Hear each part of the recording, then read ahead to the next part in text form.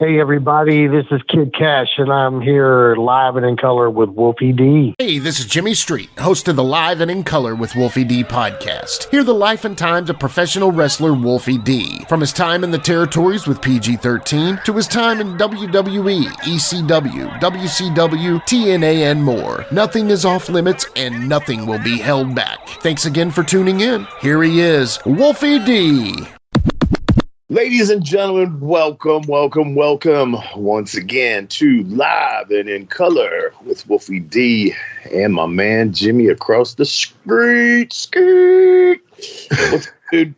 Not much, brother. I like the new. It's not only a nickname, you're also giving me sound effects too. I love it, man, dude. Yeah. Hey, Expression, man. Let me just tell you, put a podcast together with Wolfie D. You'll get no one better ever. So, thank you so much.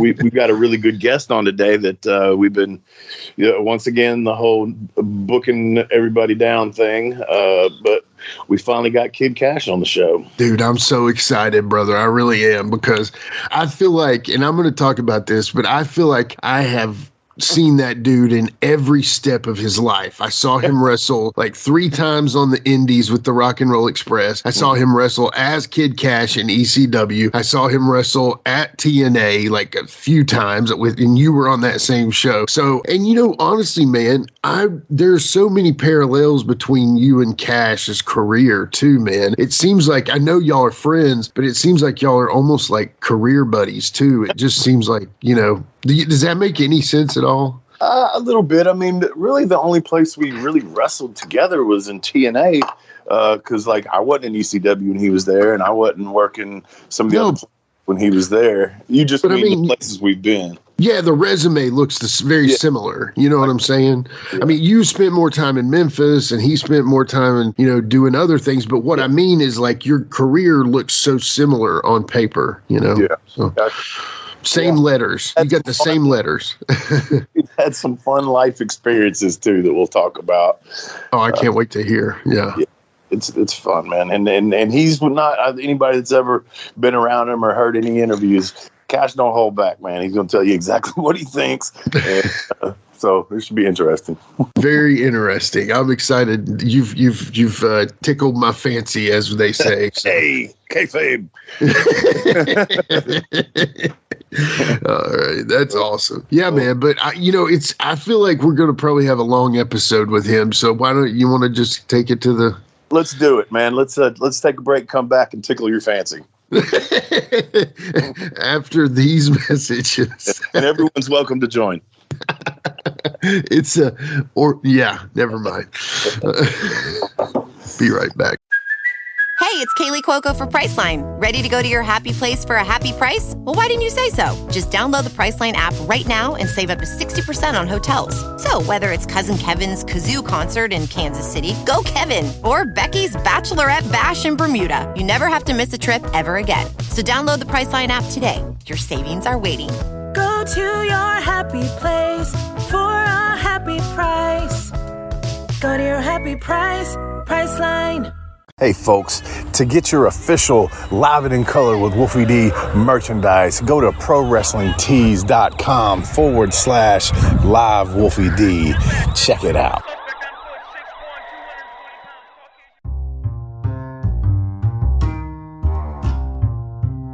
If you're listening to Live and in Color with Wolfie D on Apple Podcast and like what you're hearing, go ahead and leave a 5-star rating. And while you're at it, write a review. Tell us what you liked. Tell us what you'd like to hear in the future. It's very important to us and always appreciated. Thanks again. All right, folks, we are back. And man, Jimmy, finally, after, I don't know, not really 2 years of trying, it's just trying to get everybody's schedule right. We talk about that all the time. We finally got my boy, my friend, co-worker, on different levels. We'll get into some of that too. But man, David Kash, the notorious KID. What's up, buddy? What's going on, my guy? Man, just hanging out up here in Somerset, Kentucky.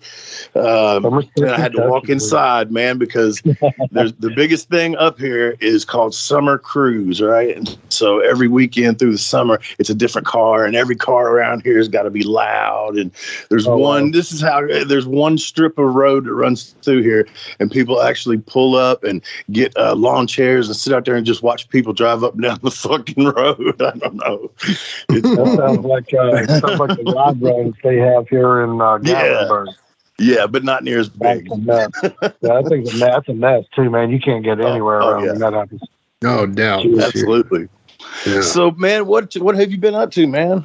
God, I work construction, man. I'm a superintendent for a company out of North Carolina, Dayton Construction. And that's big awesome. Commercial. We do anything, like I was telling you before, anything from $50 million to $200 million high rises, museums, hotels. Wow. Yeah, I mean, we do just anything like that. We do it, steel and concrete mostly. Yeah, it's been doing that since I left. We've been doing it for a very long time. Right. You've always done that stuff like that. Outside of the wrestling and everything. So, but that's all. When you grow up in it and that's all you know, it's a great thing to fall back on. And then I joined the union, and then when I joined the union, I got all the credibility, like the certifications, the knowledge and stuff. And then got online and did a construction management degree. And I only got an associate's, and that's all you really need, So started, just testing out the resumes and just the years of construction and knowledge of what I've learned over the years, it worked out, and been doing that since 2015. Well, I know you probably do good at it, man, because Jimmy, let me tell you this, man. I worked with this guy on a moving company that he was working for. He was the contract guy, and he's like, help me out for the summer. I'm like, sure, man. It was the hardest fucking work I've ever done in my life. I swear to God, red trucks, man. Right? Was it the red trucks? Holy shit, man. Yeah, man. Yeah. And we moved. It's just me and him most of the time. Every now and then he'd give us a helper, but Dave's like, nah, we can do it. And man, we're moving fucking all. And he, Dave wants to be all fucking strong and shit. So he don't want to use no dollies. We just want to fucking carry everything. So, damn, Dave. It's a workout, right? Well, it's like I was trying to tell you, some funny situations. Well, a lot of times we did third-story apartment buildings. That would always be the last one of the day. Yeah, and the dolly's just pretty much got in the way at that point when, you're already tired, and dragging a dolly with some heavy-ass furniture on it up 3 flights is totally not what you want to do. So just grab the shit and go. No joke. I saw what we did stuff. Not Wolfie, but I saw a kid moving at my apartment complex when I lived. It was a section of apartments there just before Murfreesboro Road, between 40 and Murfreesboro Road. There's a section of apartments. Yeah, that's it. Yeah, and I went in and I was like, driving by, and I was like, oh my God, that's freaking Kid Cash. He's working. I'll leave him alone. That was probably around the TNA days there. Yes, it was. Into the Arbors. Yeah. Right across from, was that Home Depot over there? Yeah, exactly. It's crazy, man. Yeah. That's a good area too, man. If you go down one way down Bell Road, you got great things down there, food and shit. If you go the other way, you had the mall, but then the mall wound up closing all down. Oh, yeah. Right. Oh, man. Yeah. Yeah. We hung out at that mall when I was a teenager. That's when it was hopping. Didn't you grow up around L.A.? Antioch, L.A., baby. Antioch, L.A., yep. Lower A. That's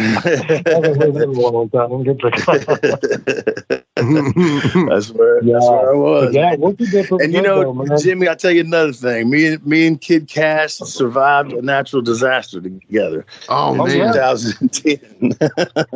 That's another life experience. The flood?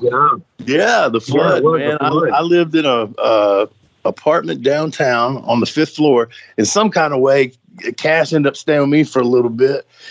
And if Cash, you remember, like a week before it happened, I was getting a divorce. Oh man, yeah, brutal. Yeah, that's right. Got kicked. I got locked out of the house. Totally locked me out of the house. Everything. Couldn't get nothing. I had nothing. And it rained forever, man. It rained forever. Yeah. You remember the water cascading down the steps? Yes. The Capitol? Yeah. That's when I knew something was wrong. Yeah. I knew something was wrong. I'm serious. The way it came down the steps, I was like, man, I ain't never seen no shit like this before. Yeah, I know. Yeah, I remember the next day we walked down. But if you remember, man. Yeah. By the farmer's market. The week before was the country music marathon, and they were clearing out the way. And remember, they towed your truck, but that's actually, now that you think about it, it was a blessing because your truck would have got sunk anyway in about 7 days. Yeah, they towed my damn truck. Man. And you couldn't find it either because didn't even know they don't even tell you where it's at. Yeah, I don't remember. But he was out for a minute there, and we just hunkered down in the 5th floor and watched everything drown below us. It was pretty wild. I know. Yeah. I remember the next day walking down to the farmer's market. Pictures. Yeah, you just seen hoods of cars, man. And then, like downtown, all those boot shops. Remember, you look in there, and the water was like probably 5 foot high, 6 foot high, but you could see their inventory floating up at the top. Yeah. Do you remember the building floating down 65 too? Do y'all remember that? Yeah. Dude, that was a trailer, wasn't it? Yeah, it was a trailer. Yeah. Dude, man, that was crazy. I remember that. Yeah, I mean, that's a good thing we were inside, a high rise. Yeah, no doubt. Yes, man.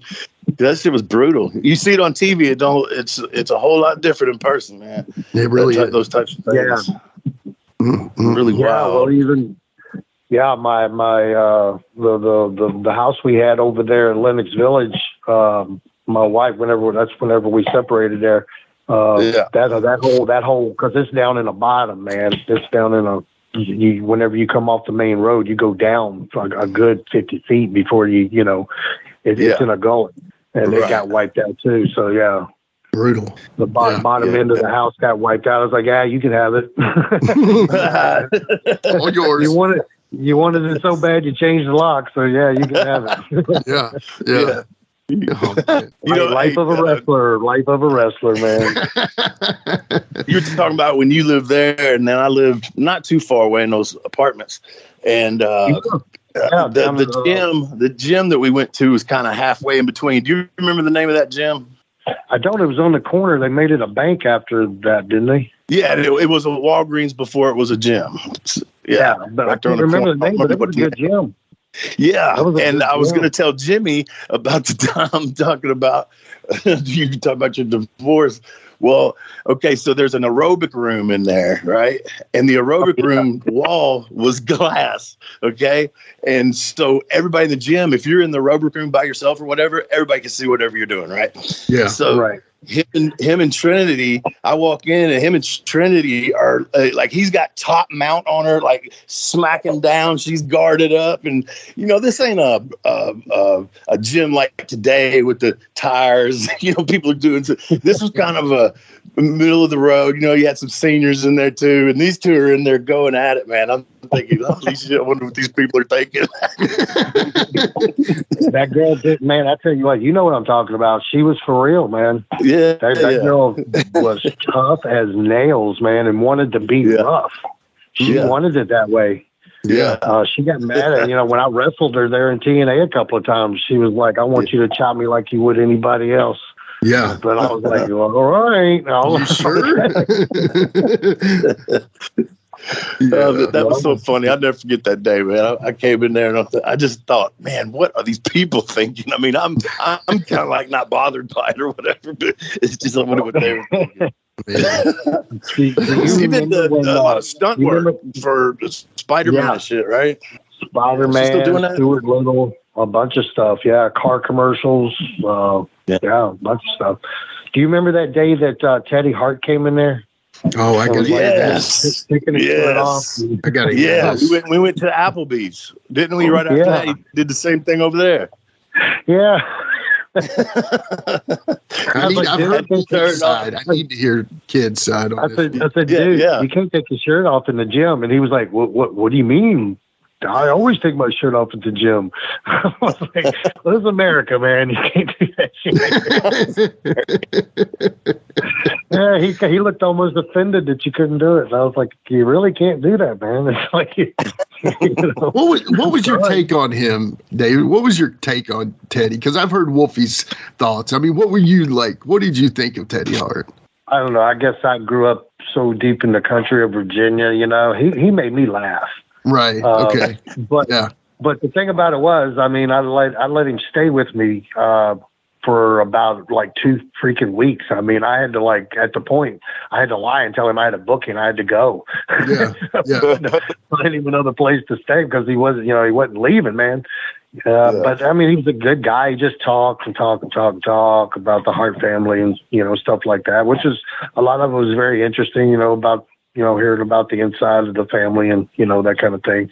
But then, after a while, you're like, dude, okay. When you leaving? You told me that one already. Teddy's a good guy. He's just, I don't know. I guess he's caught up in the whole, wrestling thing like a lot of guys get caught up in it, with the drugs and stuff and don't want to stop. I think he got arrested again, didn't he? Just not too long ago. Something like that. Did you see the documentary on him? On him?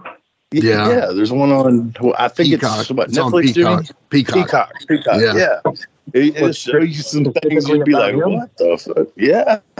And all the trouble he's been in and all his cats. Wow. And there's supposedly he was in on some kind of murder, maybe, Jimmy, wasn't it? Yeah, there's a very much question about a disappearance of a girl from Canada. Pretty girl he brought down. He was going to teach her the ways of the wrestling business and, And he's got all those cats, those supposedly hypoallergenic cats, and I mean he's a show, man. He really is. But dude, he rides that line, and he maybe does it a little too much. He was running shows in Canada, like God, it's been like 10 years ago, I think. Feels like it anyway. But he booked me up in Calgary, so he flew me up and. He got me a hotel, but, when he had me and I think the Tonka was on the show and a couple of other guys, Bruce Hart, he drove up and did the show. So he was actually in my match. We did like a tag team, but he took me, he wanted to take everybody. He's like, you want to go work out? And I was like, yeah, I'd love to. He said, yeah, I'll take you to my gym. And I'm thinking, oh, you got a gym too. Well, he took me to his house. And it's a big ass house. I mean, it's in a big neighborhood and it's a big house and he's got these big ass, mastiff dogs. And then he's got like 50,000 cats. Fucking everywhere. Dude, he's got 2 dumpsters outside. He had to get an extra one from the city and, it's completely, one of them is completely filled to the rim, which is like cat shit litter and all that stuff. Oh, man, he had to get another one for his regular trash. Oh my God.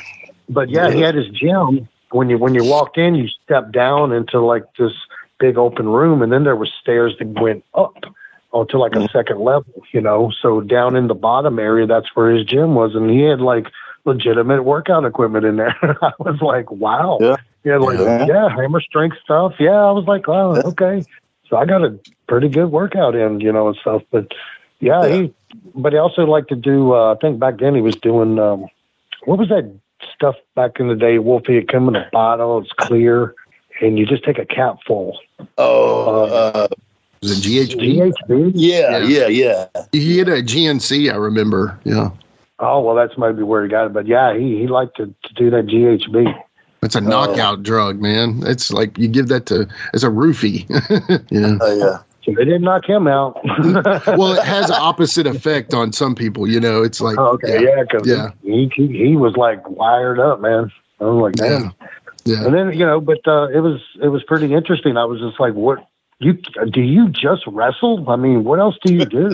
Yeah. I mean, exactly. He had 2 nice cars. I mean, he picked me up at the airport, man. And I mean, it was a badass little sports car. I was like, damn. Yeah. What do you do? There's man? more to his game. You can't just wrestle. Yeah. No. Yeah. Did he ever admit to anything? He didn't say yes or no? No, he just says these businesses. That's all he ever, just told me. But I didn't want to pry. Yeah. I think, he's told the kayfabe. He's like, he says, I have 2 or 3 businesses and stuff. I go to Mexico and my cats. I breed these cats, and these cats are like $5,000 a cat, for a kitten. And crazy. I'm like, okay, cool. Yeah. You do brother. Were you there? Were you there when him and Punk got in a fight?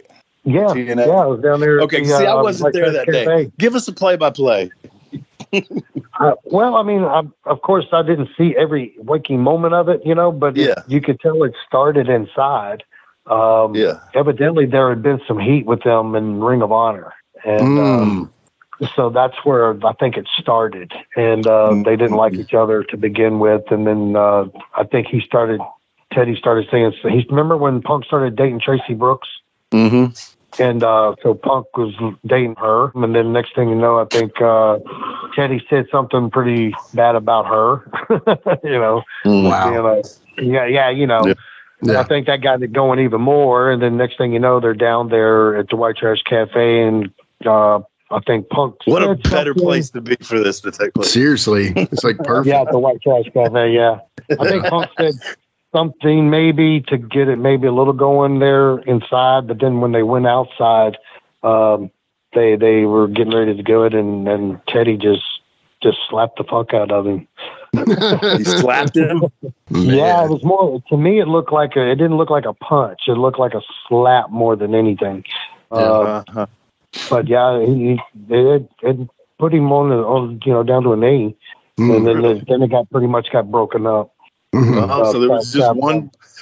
I always heard that they kind of went at it, and it was like a girl slap fight or something. That's what I always heard. I saw just one slap, and it sounded real loud, like a gunfire, Wow. And and then next thing you know, Sabu jumps in there. Did he slap the leg maybe too with it or something? I'm just kidding. I don't know. No, he didn't slap the leg. He slapped him for the dead. It didn't drop him, but it knocked him back pretty good, and it was like he was going down onto like one knee, and he did. He came back up. He was coming back for it, but that's when Sabu jumps in there.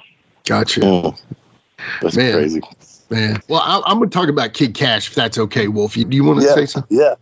All right. So, all right, bro. The first time I ever saw you, and this was 99, 98. This was in Radford, Virginia at the Deadman Center. And you were doing the trio. You were David Jericho with the Rock and Roll Express. And you were doing the full gimmick and everything. I think Ivan Koloff, Brian Lee, Greg Valentine was all on that show. And I met you, and, it's so funny. I was there with my rock band. We lived in Blacksburg, and we were in a band and stuff. And the funny thing is my singer was like, hey, y'all do the triple drop kick. And of course, y'all were already going to do the triple drop kick. But the point of the matter was he thought y'all did that for him, and I couldn't explain it to him like, hey, dude. And I didn't know anything about the business other than what I thought I knew. And it's funny. And you were David Jericho. So not more about that show, but did you actually get your name from that Shriners Temple there near Kingsport, the Jericho? Absolutely, man. That's exactly where I got it from. The Jericho Temple on I-81 near Kingsport. There's a Shriners Temple, and I was just guessing that that's where you got that from because it was so local. I knew it wasn't Chris Jericho because he was just coming on the scene too, And man, I hadn't even heard of him yet. I was with Ricky at the time, and we were trying to come up with names. And this is when I rode the road with Ricky for like about a year before I actually started tag teaming and getting in the ring with him. Yeah. And so we, I just did the dues, paying the dues, carried the bags, watched the gimmicks, and watched and learned and that kind of thing. But we were driving down the road. We were leaving Johnson City, and we were going to Virginia. Yeah. And we were just coming up with names, we was like David Storm, I was looking at cars. Cars passed by, and stuff. And then we went by the Jericho Temple there, and I just looked over and I just said, Jericho Cash. And he was like, Jericho Cash? He said, that sounds fucked up. And I was like, you don't like that? I was like, no. And, he says, let me hear. He said, I like the word, though, Jericho. I like that. Yeah. He goes, David Jericho. And he said it like 3 or 4 times. And he goes, I think that's it. And I was like, you like that? And he goes, yeah, that's it. He goes, David Jericho. Sounds a lot better than David fucking Cash. Oh, man. Cash is a great name, man. You know, like Johnny, come on. Yeah. That's what he said, too. He was like, sounds a whole lot better than David fucking Cash. Dude, I tell you what, that show in Radford, all I want, because I'd had my picture taken with the Rock and Roll Express in the late 80s, early 90s, and I just wanted my picture taken with all 3 since y'all were all there. Well, it was after the show, y'all had already wrestled, and you all go back to the gimmicks table, and I see Ricky, Robert, and you standing there, and I walk over there and I'm like, hey, can I get a Polaroid? And I go buy a picture, and all of a sudden, as I pay the money, Ricky looks at Hoot and taps his hand with 2 fingers like, I'm gonna go smoke a cigarette, and he dips, and I got the picture with you 2, which I'm happy about that, don't get me wrong, but I'm a Ricky Mark from life. I was like, man, he dogged me on that one, but it's okay. Robert and David are fine, it's fine, but you did the whole gimmick, man. You did the gear and everything, man. It was cool. Yeah, we were me and him tag team for about 5 years, just in between my single shows and stuff, and then I would go tagging him and Robert. Wolfie can probably vouch for this. Him and Robert, after a while, they just would argue and get mad at each other, and then they wouldn't talk to each other for about a year, and then the next thing you know, they were back together again. And that's kind of the way it was. Whenever like they PG-13 a little? I'm just kidding. Yeah, whenever they weren't talking, then I was his tag team partner. You were the OG Harry. I even went down to Alabama and Huntsville a couple of times with Robert. Oh, cool. You know, so... And then every now and then we would do like a 6-man and stuff like that. But yeah, I was with those guys for like 5 years, traveling on the roads with them. Yeah. I would see you I saw you a couple times after that, but that's the very first time I ever saw David Cash in person, live and in color, as we say. and yeah, man, so after that, I was a fan. I mean, Kid Cash after that, I'm just going to mark out a little more here, but honestly, it feels like I've just kind of, even though you don't know me from Adam, I've known you all my life, if that makes sense. And I'm sure I wouldn't bet you anything. If I saw your face, I would know you right off. Yeah, you would, I'm sure. Yeah. That's I got like that over the years. Did you get like that, Wolfie? We met so many people. I can't remember a single name, but if I see their face, I instantly remember. Yeah, for sure. And events. Forget certain events. Yeah, Ricky was a trip, man. Oh, dude. You got any funny stories?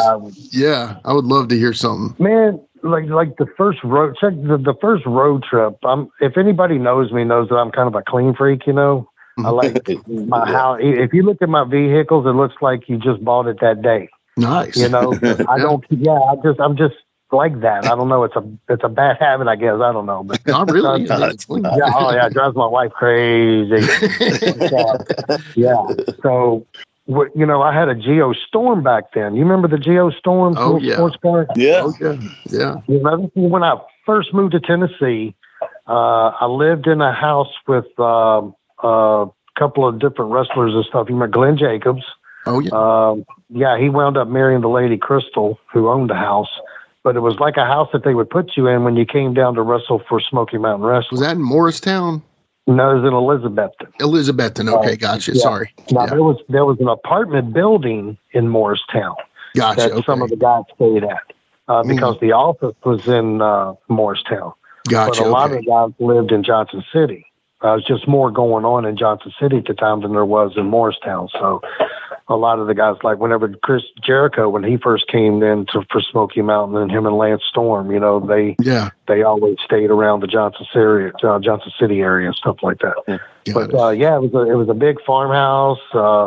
A bunch of us, you know, stayed there. Anthony Michaels. Did you ever meet him? Name sounds familiar to me. I don't know. Yeah, he played Snot. That does sound familiar. I don't know. We just talked about that. The name. Yeah, he did it. He wrestled there. Him and Brian Logan. Brian Logan lived around there in Morristown. Brian Logan. He doesn't like Brian Logan at all. A lot of people don't. Stole my shit. Motherfucker stole my shit. Yeah. The tag team stole my whole collection of my wrestling VHS tapes, man. Shit that nobody had. Yeah, because I let him do a documentary. It's on Amazon, and I gave him all my tapes so he could use them to convert them and shit. Illegally download that, somebody. Wow. Yeah. Motherfucker. You could probably call phone for that. Yeah, but it ain't worth the fucking hassle, you know? Yeah. Because it's anyway, it's only worth something to me, actually, you know? Right. Right. But, and see, I met Ricky through Tim Horner because I knew Tim Horner for probably about a year before I met Ricky. Oh, man. Okay. So we wound up meeting Ricky. Me and Ricky just hit it off. He was hilarious, and he thought I was funny as shit. You know, we just, had a great conversation. We didn't even talk about wrestling the first time we met. We talked about sports and and stuff like that, collegiate wrestling, and all kinds of other shit. So he was like, yeah, we started talking, and then I think Tim Horner gave him the little key, maybe, I'd be a good one to kind of take under his wing to help out a little bit, and stuff like that. So he did. He offered it. And I was like, shit, okay, sure. So he says, all right, we're going on the road tomorrow. I was like, tomorrow? And he was like, yeah, tomorrow. I'm like, all right. So he shows up at that house there in Elizabeth, and in this like beat up LTD. Rusted out and everything. I had my Storm there. I just literally moved to Tennessee to wrestle for Smoky Mountain. And so next thing you know, we're walking outside. He's knocking on the door like 5 a.m. I wake up on the couch because they hadn't found a room for me yet, so I'm sleeping on the couch. I get up, answer the door. He's like, you ready? I was like, what time are we leaving? He goes, now. I grabbed everything I had, and we walking to the car. He passes my car, and he goes, that's a nice car. Is that yours? And I was like, yeah. He goes, is it good on gas? I was like, yeah, it's real good on gas. And he's like, yeah, we'll take it. So, I mean, it's like a hatchback sports car, you know what I'm saying? So we got all these bags piled up to the glass, in the back. Could barely shut the damn trunk. The back seat was very little. So we go to get in the car, and he goes, what are you doing? I was like, we're leaving. He goes, I'm driving. I was like, you're driving. This is my car, Yeah, right. He's like, yeah. So I was like, okay. So listen, this is a 5-speed, so just be keep, me easy on the clutch, Yeah. He's like, I know how to fucking drive. What the fuck? I'm fucking 37 years old now. I'm like, okay, I got you, man. Just please, So we're driving down the road. The first thing he wants to do is stop and get some food.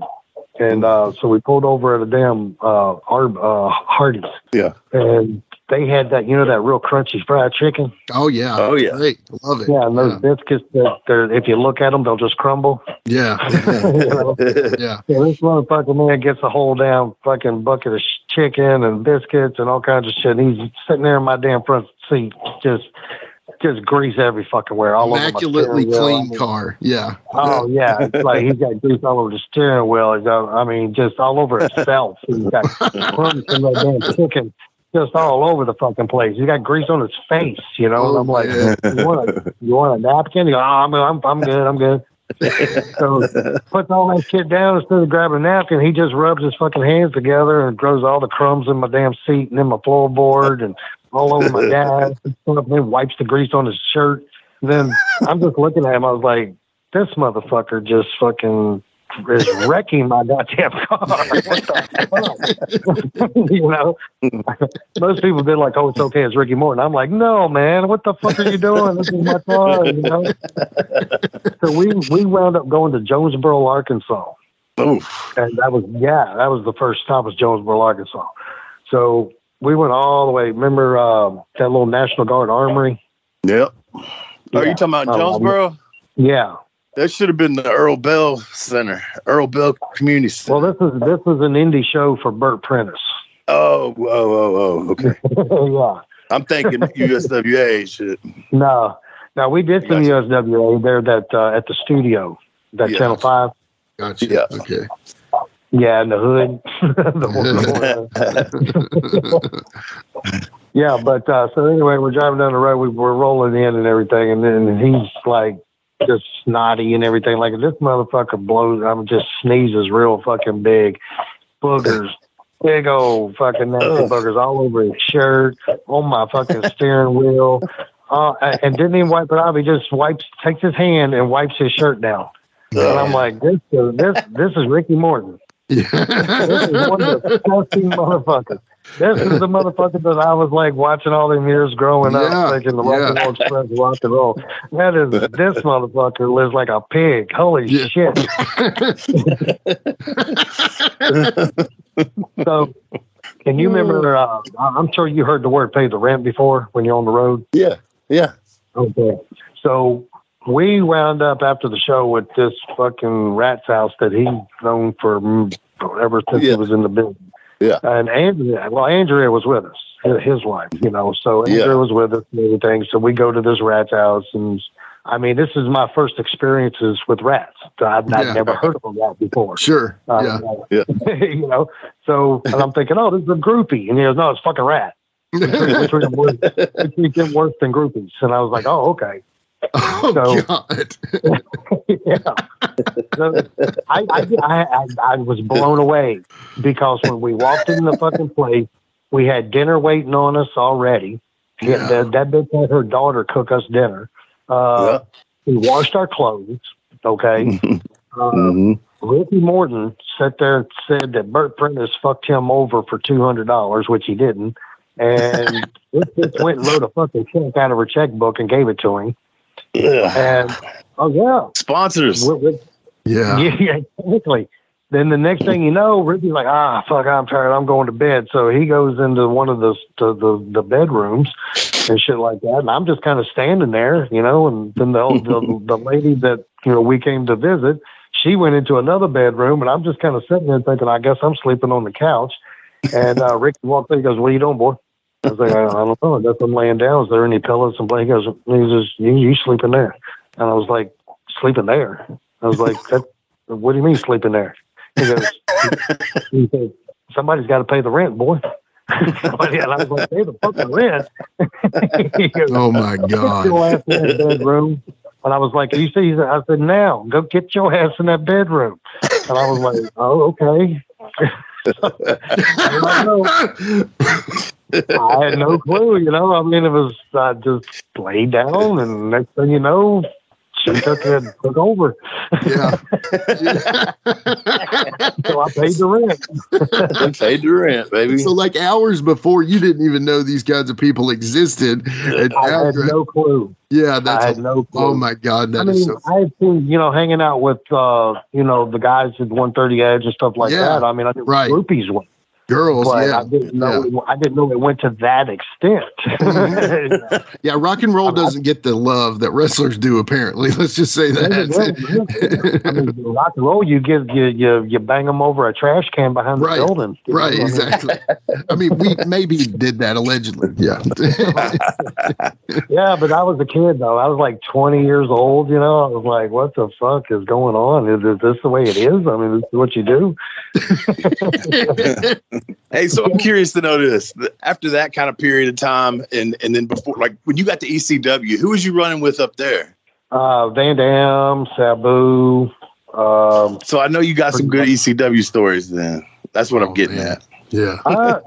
There's a couple. Yeah, I remember one night we were there, and there was I can't remember what floor it was on, but I was hanging out with Sandman and a couple of other guys, and we were all in the room, smoking weed and stuff like that.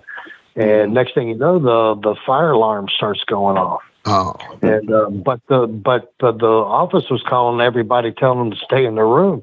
There was a dude like 2 floors above us that found his wife cheating, so he followed her to the hotel, waited till they got to the room, knocked on the door, and started shooting everybody. Oh my God! And then he started. He shot them, killed them, and then he started leaving. Of course, he was running away, going, trying to get the fuck out of there.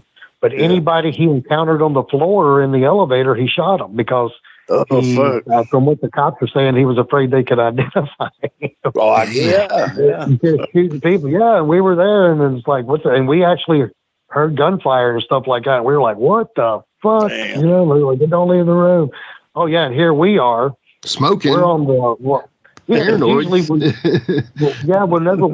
whenever we stayed at the Travel Lodge, we all basically stayed on one floor. That's kind of the way they put all the wrestlers on. And so here we are, and what do wrestlers have in their rooms? You know, drugs, gimmicks. Oh yeah, drugs, weed, name it. Back then, I mean, there was anything you wanted. A to Z, you know? A to the Z, right? Yeah. So next thing you know, a fleet of fucking police officers come there and like basically take up the floor, our floor, and the 2 floors above us. And we were, you know, I mean, come on, you walk by the room and you're going to smell the damn weed, you know what I mean? Yeah. But what was cool, they weren't there for that. Exactly. That's what I'm thinking. I'm like, man, they got a murder on their hands. They well, you know how Sandman is. Sandman don't give a fuck, and he's on drugs, but he's drunk too. So like, yo, I can't be in this fucking room no more. What the fuck? So, you know, it's like, fuck this. I'm hyper fucking ventilating in this shit. Oh God. So he walks on out, and of course he's around cops, fucked up, got a drink in his hand and a cigarette in his hand, and non-smoking floor. You know. Yeah. I think that was a pretty interesting place to work, man. The crowd was like a fucking entertainment to everybody. Sure. Dude, we get there at the ECW arena there, and it's under the interstate, you know. So the parking is like literally under the fucking highway, and there's apartments like literally across the parking lot. So there's a lot of people that you know, a lot of the locals there just left their apartment, walked like 50 feet into the building. That was most of the fans. They lived in the area. But they would be hanging out in the parking lot with the guys. I mean, as we rolled up, I mean, they would like hang out. I mean, we met some really cool people out there, man. Get you anything you wanted, do anything for you. You know, really just cool people. They were marks, but they weren't. Right. You know, they were so smart. Yeah. And that's back when the dirt sheet was around. Right. There wasn't much computer stuff going on at that time. Just starting, very little. Yeah, just starting. But the dirt sheets was what every fan read, and if they read the dirt sheets, because that's what the boys got. But if they read those sheets, then they were the smart marks, and that's what made ECW a fan.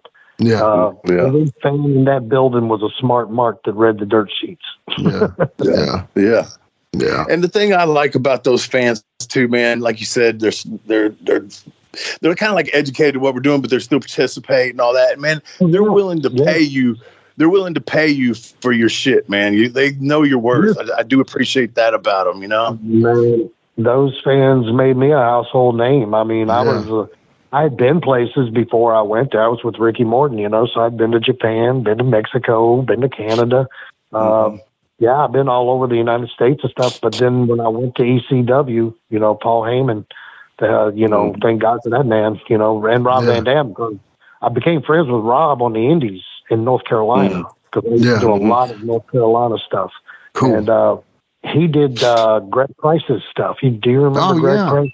Fan Fest. He did the NWA Fan Fest and all that stuff later on. Yeah. And he used to run a lot of really good shows back in the day. He really did. He was a great promoter. I mean, he would fill a building up, man. I mean, he would sell it out, and Rob was his main star.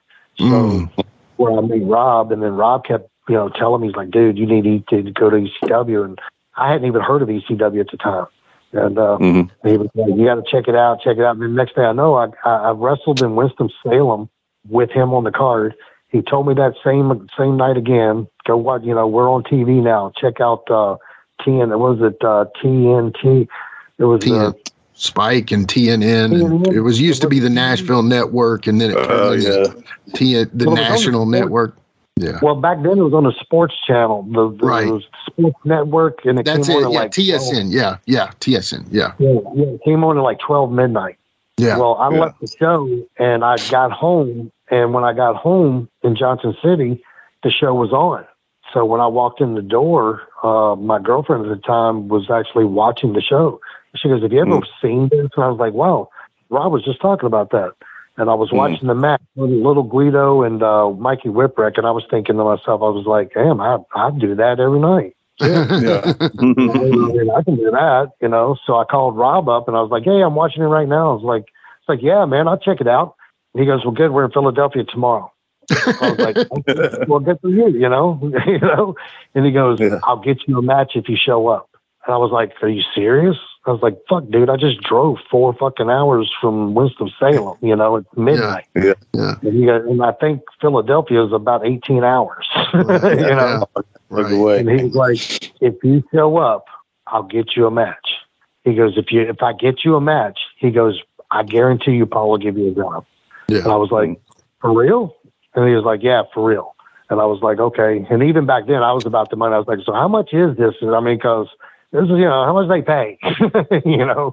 And he goes, trust me, it'll be worth your while. And I was like, okay. So I looked over my girlfriend. I was like, what do you think? And she goes, this is what you're in it for. Yeah. And I was like, okay. And she goes, sacrifice.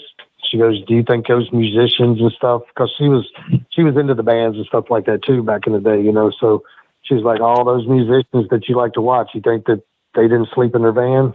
Right. You know? Right. And I was like, yeah, I guess I did, you know? So I just unpacked, repacked, and then I got in the car and I drove all the way to Philadelphia, man. I got there like 2 or 3 o'clock the next day. Mm. Yeah, I was wore the fuck out, dude. So I went to Rob's room, took about a 2-hour nap. He woke me up, and then we went over to the building and walked in the door, and he took me straight to Paul. And he goes, give me 1 second. So he walked over there, said hi to Paul and everything, and then he called me over. And before I could even say hello to him, Paul looked over. He goes, David Jericho, how you doing? How's Ricky Morton? And I was like, wow. I was like, he's doing good. I was like, you know, Ricky is. And he goes, you bring him? And I was like, no, I didn't bring him with me. And he was like, okay. He goes, I guess it's good enough. He goes, got your gear? And I was like, I do. And he goes, good. You're on in 15 minutes. And I was good. Damn. And I was in a 6-man tag. And JT Smith, no, it wasn't JT. It was Axel Rutten. It was my initiation. And he laid a chair over my fucking head, you know, and this was ECW style. Yeah. And because back in the Indies, you didn't throw your hands up because they didn't hit you that fucking hard. Right. Right. Something that you could take. But yeah, he actually wrapped the fucking chair around my head to where when I fell, it was still on my head. Wow. My brain, my brains were fucking scattered. And the one good spot that I was going to do was a hurricane off the top rope. Yeah. And I was just scatterbrained the whole time, but I actually made it through it and did it. The crowd actually popped for it. And what was funny, I was wearing the Rock and Roll Express outfit. Yeah. And Tommy Dreamer stopped me at the curtain. He goes, listen, he goes, these guys are going to shit on you because you dressed like a fucking goof. And that's exactly what he said. He goes, you're dressed like a fucking, he goes, you got tassels and shit hanging off of you. And I don't think he really knew the extent of how I was with Ricky and Robert, you know, you know. So he was like, yeah, you look like you dressed like your trainer, Ricky Morton. He goes, but they're going to shit on you. He goes, but I've seen your work. He goes, you're a good worker. He goes, so get over with your work. Don't listen to what they say. They're going to shit on you big time. Yeah, I was like, okay. When I walked out, they were chanting rock and roll. Yeah, really? That's awesome. Yeah, it fucking like all worked out, and they didn't. I went out to somebody else's music, you know. So I went out to. We all went out as a team, you know. So we went out to. I can't remember who. I think it was JT Smith's music. But yeah, next thing you know, I came back and he was like, "Wow." He goes, "They didn't shit on you. Good for you." He goes, "How's your head?" I was like, "Good." He goes, "Good. Go see the chiropractor." Walking to Paul, I was like, "Thank you very much." I was like, "I enjoyed it." And he goes, "Good." He goes, "When you coming back?" And I was like, "When you have me back." He goes, "Staten Island tomorrow." I was like, "Okay." Man, dude. And then I almost got into a fight with Taz that night. Why'd that happen? I was in a tag team match, Staten Island, and they put me there with Mikey Whipwreck. And I used to do my pile driver, you know, the money maker. I've been doing that move since I got into wrestling, you know. Yeah. I've never hurt anybody, and it's never been called a tiger bomb, ever, you know. Yeah. But I wrestled his cousin And oh God, what was his fucking name? He was Chris Teddy. Oh yeah, gotcha. And then another guy. And so in the match, I did the move, and he was beside the rope, and I told him I didn't want him to kick out of it, but because we had to keep going, we had a different finish. So I wanted to get the move in, so I got the move in, and I did it near the rope. So I told him to throw his foot over the rope. So and he did. So it broke the count. So after the match was over with, I mean, we got a huge pop, dude. I mean, they popped for the move, they popped for the match, they popped nonstop throughout the whole entire match. Big finish. Boom, everybody loved it. We get to the back, and here comes Taz. Hey, you, come here. I was like, what's up, man? And and I didn't even know Taz at that time. I'd never even heard of Taz. And so he walks up to me, and he was like, he goes, who the fuck do you think you're doing? You're giving somebody a fucked up tiger bomb. He goes, you could have broke his fucking neck. And I was like, what? I said, I didn't do a tiger bomb. He goes, fuck with me. He goes, I know what a fucking tiger bomb is. I wrestled in fucking Japan. And I was like, okay. I was like, but I don't do tiger bombs. And I was like, I think I might have done one in my fucking career, And I think at that point I've been wrestling for, almost 10 years, Well, no, about 8 years, 6 years. 6 years. And so he was like, I know what this, and I was like, listen, man. He goes, Ricky Morton trained you? I was like, yeah, Ricky Morton trained me. He goes, well, he would be disappointed. He goes, Ricky Morton. I was like, well, first of all, let me tell you something. I was like, it's like this. I was like, I want you to do me a favor. He goes, well, hold on real quick. He goes, what I'm trying to get at is you're green, but he was greener. I was like, what? And he goes, you're green, but my cousin's greener, and you could have hurt him. And I was like, well, first of all, it's a pile driver. Second of all, I'm not fucking green. I've been in this shit 6 fucking years. I've been one half of the fucking Rock and Roll Express. I'm trained by the Rock and Roll Express. And I want you to call Ricky Morton and tell him that I'm fucking green and watch him fucking laugh in your fucking ear and hang up. I said, I'm so fucking green. I was like, ask him about the money that him and I have made across the fucking country on the independent scene. Yeah. Because everybody thinks I'm his son. Yeah.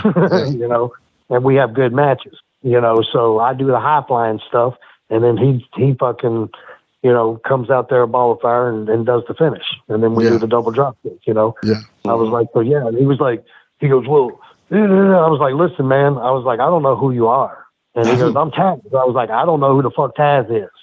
I was like, but there's a door behind you. If you want to walk out that door, me and you can walk out and discuss this, and not in front of everybody without your yelling and shit, because he was yelling at me, He was being very loud, and everybody was stopping what they were doing and looking and shit, And I was like, let's walk out the door. Let's me and you go outside. Me and you. And he was like, what, you challenging me? I was like, if you, sure, let's go. If you take it that way, sure. It's how you want to take it. Yeah. And then next thing you know, Tommy Dreamer, of course, walks over there, and then he walks away from me and then goes to Tommy Dreamer, and they start talking, and then, of course, they both stop and look at me, and I'm like, I guess I'm not coming back. About an hour later, Rob Van Dam walks up to me, and he goes, did you get into a fight with Taz? And I was like, I didn't get into a fight. I was like, but I let him know that we could walk out the door. And he goes, oh, cool. He goes, fuck that motherfucker. And I was like, okay. I was like, who is this guy? He goes, he's good friends with Paul and everything. He does the T-shirts, and he's like one of his top guys here. And I'm like, oh, okay. Yeah. I was like, shit, I better go say something to Paul. So because I seen Taz go over. Taz walked straight over to Paul. Yeah, straight over to Paul. Beeline. So I figured I better say something, So I walked over to Paul and I sat down. I was like, hey, I really enjoyed being here, man. I was like, I just want you to know that. And I was like, if I don't come back, I was like, man, it was a great experience, and I want to thank you, And he goes, why wouldn't you come back? And I was like, I'm sure you've heard that Taz and I had a few words. He goes, so what? That's the business.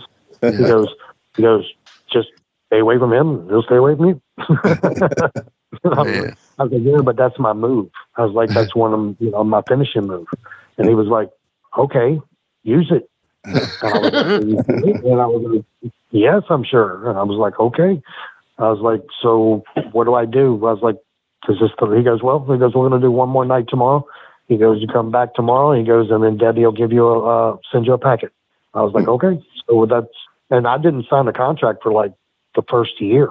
I just, got paid by the night, and he paid me well, so, and he didn't fly me either. So every show that we did in that first year, I had to drive from Johnson City, Tennessee to Maine, to New Hampshire, to Vermont.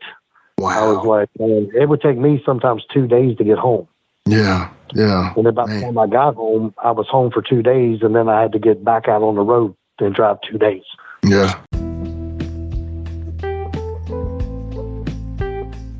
Let's take a quick time out and get a word from one of my dope-ass sponsors, and we'll be right back with more Live and in Color with Wolfie D. We've all got those parts of our house where the internet just won't go. Well, if you had wall-to-wall Wi-Fi from Xfinity, you could worry less about dead spots. Because with wall-to-wall Wi-Fi from Xfinity, you get fast speeds, reliable connection in every room, and power for all your devices, even when everyone's online. That's wall-to-wall Wi-Fi, only on the Xfinity 10G network. Restrictions apply. Not available in all areas. Actual speeds vary. With threats to our nation waiting around every corner, adaptability is more important than ever. When conditions change without notice, quick strategic thinking is crucial. And with obstacles consistently impending, determination is essential in overcoming them. It's this willingness, decisiveness, and resilience that sets Marines apart. With our fighting spirit, we don't just fight battles, we win them. Marines are the constant our nation counts on to fight the unknown. And through adaptable problem solving, we do just that. Learn more at marines.com.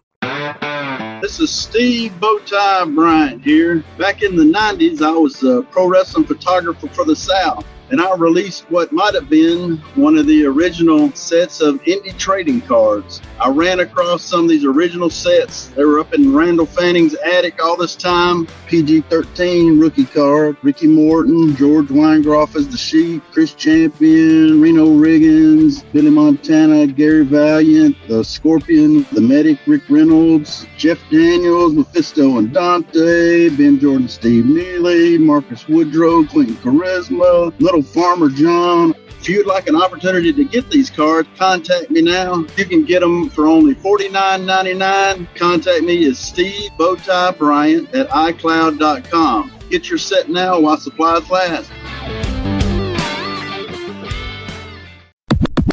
So, and Jimmy probably knows this, but I don't. I really don't. When did your name change to Kid Kash? Did they not call you Kid Kash at ECW? They did. So yeah, well, when they did. I was David Jericho first, and then they started playing with the name because because what happened to me, I broke my leg. I came home from an ECW weekend, and then you know how it is, Wolfie. Them indie guys will call you up. I need one of my stars didn't show up. I need you to fill in, man. Can you do me a favor? Yeah. And I'm like, yeah, I'll do that. So I mean, I literally just got home. Yeah. So I drove up to Saltville, Virginia, did a show and wrestled the promoter, and wound up diving out of the ring, and he moved out of the way, and I broke my leg. Oh man, in Saltville too. Damn, that's horrible. I'm sorry, brother. Yeah. Saltville, yeah. So not even Abingdon. This is Saltville. yeah, exactly. The next thing you know, I'm out. I'm out for at least 8 to 10 weeks. So next. They were going through a transition trying to get pay-per-view, so they didn't book me for like almost a year.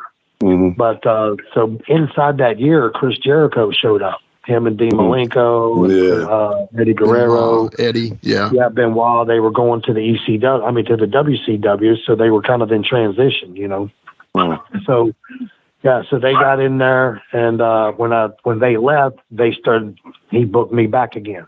He said, I can't call you David Jericho. I was like, all right, so what do you want to call me? He goes, well, we'll come up with some names. So we started coming up with all kinds of different names, and I came up with the name Davey Tyler. No, can't do that. Sandman's son's name's Tyler. Okay, Davey Morton. No, you're good. He goes, I think you're better than Ricky. I don't want to use the name. And I'm like, okay. So I was like, nah, we can't use Jericho. I was already here, before using Jericho. And, he goes, we'll think about it. He goes, just go to the ring.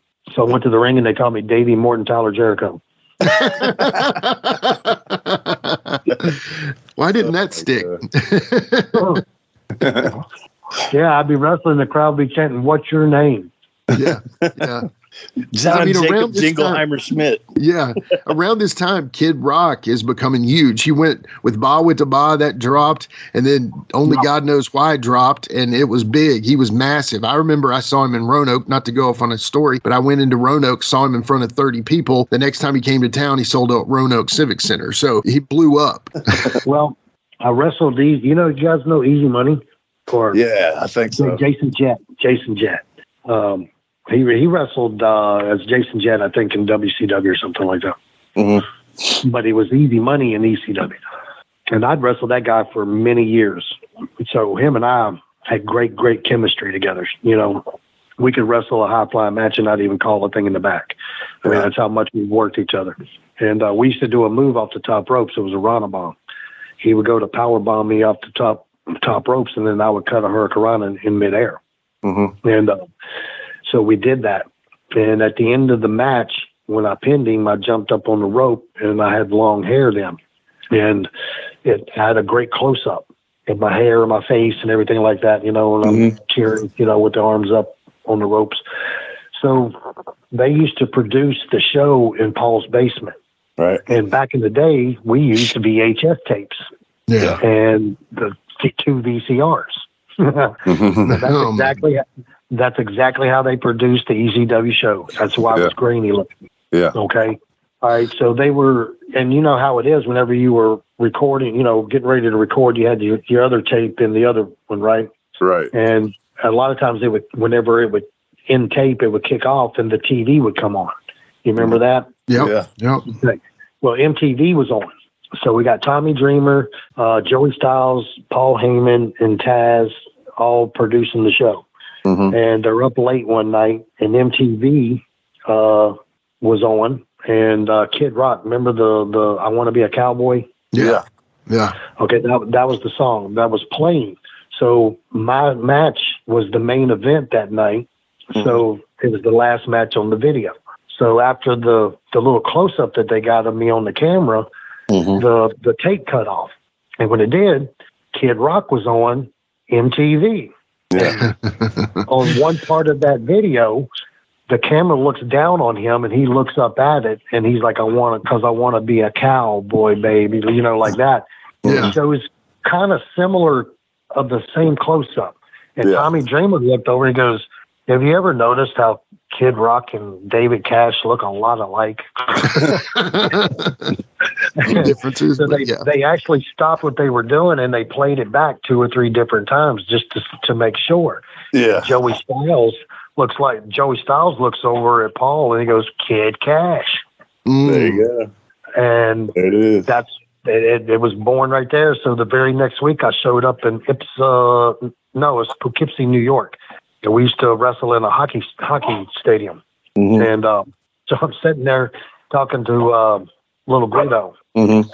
We're talking to little Guido, and next thing you know, Tommy comes through, and he's like saying hello to everybody and everything. He goes, hello, David Cash, how are you? And I was like, good. He goes, well, good to see you today. And then so next thing you know, he walks by me and gets a few feet.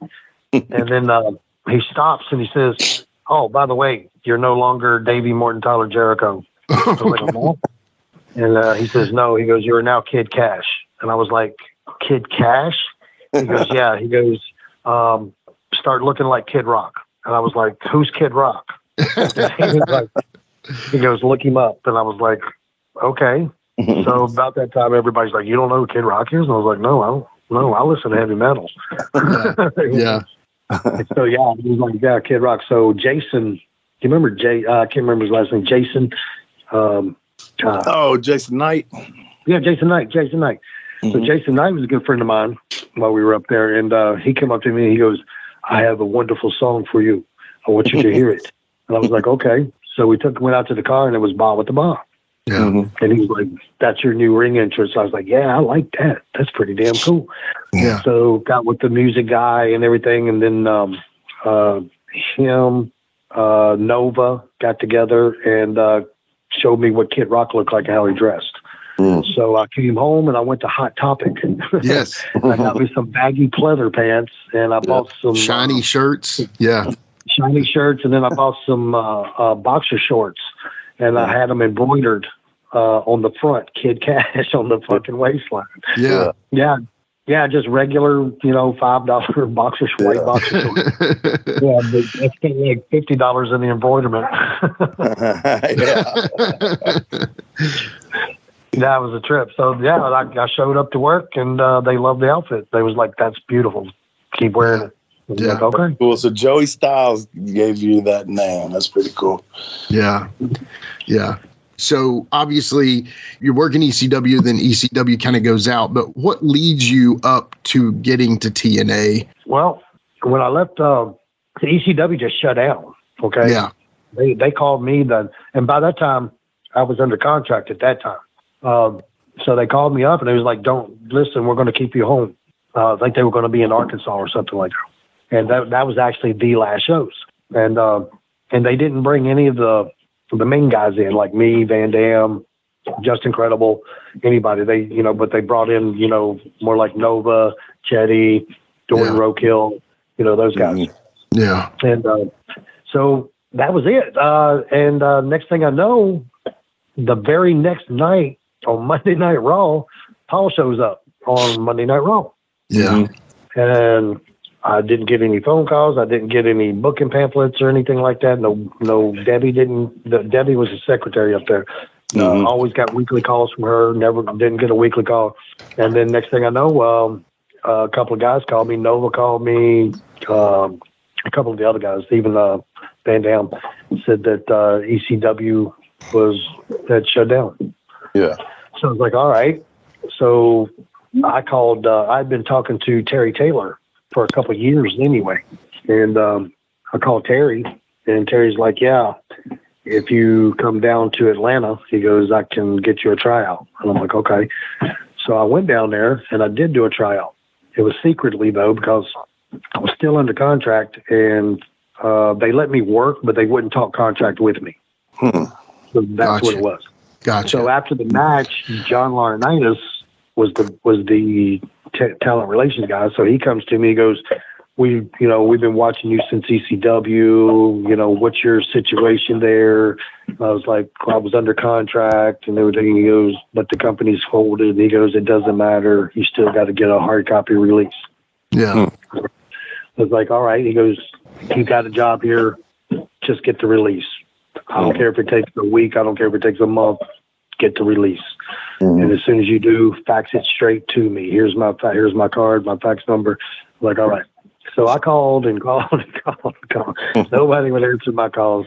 So finally, I called for like a month or two. And finally, I just broke down. I called Tommy Dreamer. I was like, Tommy, listen, man, at WCW, I want to go to work. I'm not, I can do indies, but I can't do these shows. I need money, real money. And he was like, okay, hold on. So he wound up, he called Paul. He called me back. He goes, would you sign over anything left over from your contract to Paul? Paid in full. I was like, yeah, absolutely. I was like, I haven't gotten a check in probably 2 months anyway. I kind of figured it was done, when you said you went under, I wasn't expecting any more money, Right. And so, yeah, he's like, if you agree to that. And I was like, yeah, absolutely. So he faxed me the little paperwork I had to fill out, sign my name. All rights back over to you. You don't owe me anything. And then he sent me the hard copy contract. And next thing you know, I sent it to John Laurinaitis. And the very next week, they had me down at Thunder. And then I wrestled Easy Money again. Yeah. They called him Jason Jett then. And the match was over with. I came down the ramp from the Gorilla, and he handed me a contract. He goes, take it home, look it over, show your girlfriend, show your lawyer. If you like it, sign it. If you don't. I was like, all right. It was pretty cut and dry. And but it wasn't bad, So I looked over. Jimmy Hart used to help me out a whole lot back in the day, and so I called him up and I sent it to him, let him look it over. And he says, it's really, he goes, I personally think you're worth more than that, but it's up to you. He got you creative control and everything. No, I didn't know. No, it was more money than I made in ECW, but it was a pretty cut and dry contract. It was like a 3-year deal. Nothing special to it. Yeah. But other than there was just more money, and so I signed it, sent it in, and they had me booked in Panama City. We're going to start getting into the light heavyweight division there. He was actually going to run me for the light heavyweight belt. And then the next thing you know, I got a phone call 2 days after I got my packet. I got my packet to go. And 2 days later, I got a call from John Laurinaitis, told me sit at home, wait on him for his phone call. So I watched WCW, and then Shane McMahon shows up. Yeah. But after all of that, he wanted me to re-sign a new contract. He wanted to keep me, even though WWE bought the contract. So he was like, here you go. We're going to renegotiate. I was like, what do you mean to renegotiate? And he was like, instead of what you signed for, we're going to take that down to $65,000 a year, and I need you to move to Cincinnati. And I was like, why? He goes, because we have a ton of guys now, and we got to weed everybody out, and we have ideas for you with the cruiserweights.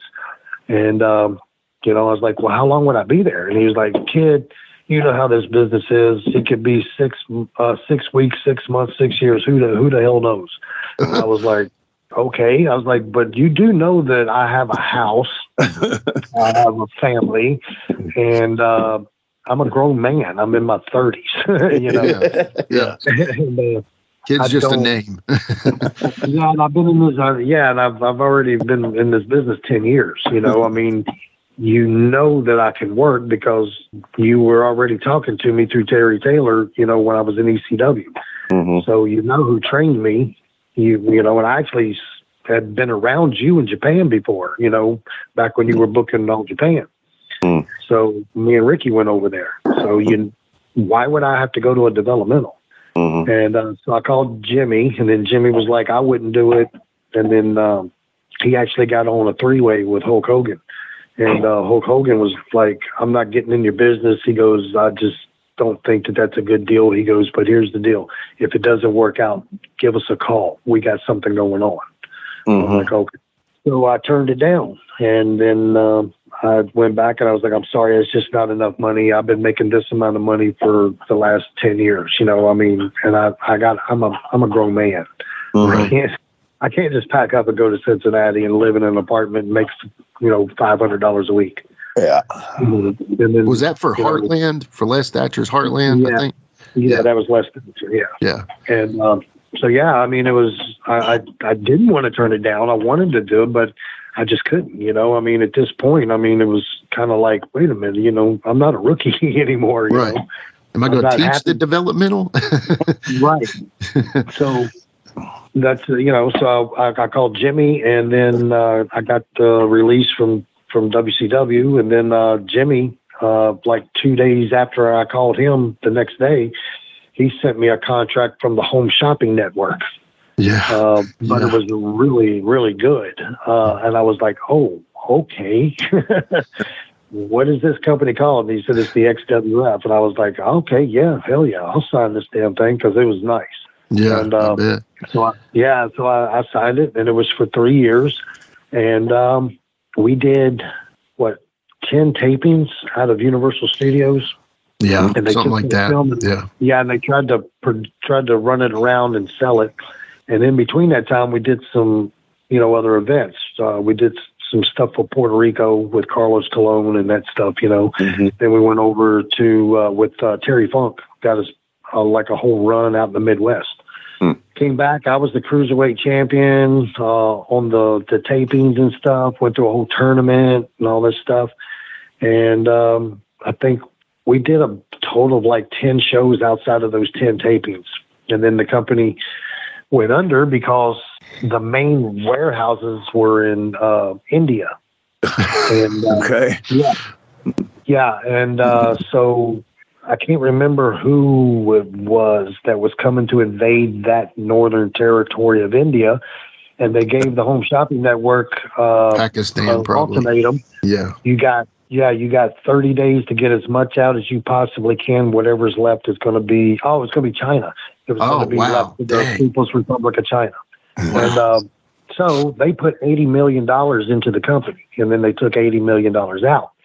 But anyone who signed a contract had a no-compete clause. Oh, man. Yeah. So I could either get bought out or I could run my 3 years out. And I decided to run my 3 years out. Yeah. And then I just sat at home for probably about a month. And then next thing you know, TNA called me, Jeremy Borash. And he called and he was like, we'd like to come to Nashville. So I drove up to Nashville. He's like, listen, here's the deal. We want to sign you, but we're just getting started. We can only give you this much a night.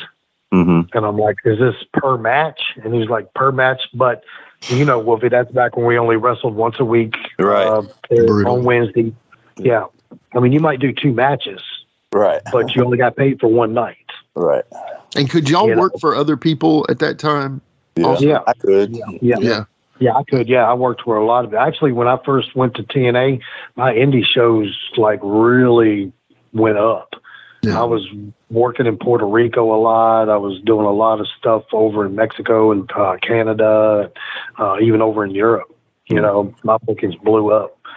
But yeah, so it didn't matter. I was getting paid for the last, for the next 3 years through the Home Shopping Network, a really nice check. Yeah. And then I was getting whatever TNA was paying me. And then I was making my indie money. And then I jacked my, after ECW, I jacked my indie money up big time. I was doing like $1,500 a show. Nice. Yeah. I mean, I was doing good there for a period of time, but the well runs dry, my friends. Definitely does. Yeah. For the vast majority. So you end up in TNA and you have a great run there, man. But the one thing I really want to talk about, especially, and I don't want to skip over anything. So if I am, please don't let me. But you end up in WWE. I would love to hear, what led you to that. So maybe take from TNA to there. Well, you were there. I mean, you know how that was. I mean, it was what got me is I was already established. Right. I was an ECW TV champion. Signed with WCW, even though they might not have known. And Jeff knew the mix because when I signed with WCW, Jeff was there. They had big plans for me as the cruiserweight champion. I mean, as the light heavyweight champion. I mean, so it just was kind of insulting after a while, to me. And then the way they did business. I mean, you know how they would roll you over on your contract, and you couldn't do a damn thing about it. If they made any kind of merchandise for you, they had the option to roll you over without your agreement. Man. Okay. Yeah. Man. So next thing you know, I get there and we want to do this, we want to do that. Well, only thing it was winding up being was I was taking these. Who had ever heard of AJ Styles at the time? Right. Nobody. Who had ever heard of America's Most Wanted at the time? Right. Who had ever heard of half of the guys that they were pushing, especially the Canadian guys? Yeah. Hell, whoever heard of the half the damn dressing room? Right. So they go out there and we want you to run this angle with AJ Styles. He's a guy that we want to put over and hopefully make a champion one day and all this other stuff. Well, I run a program with him.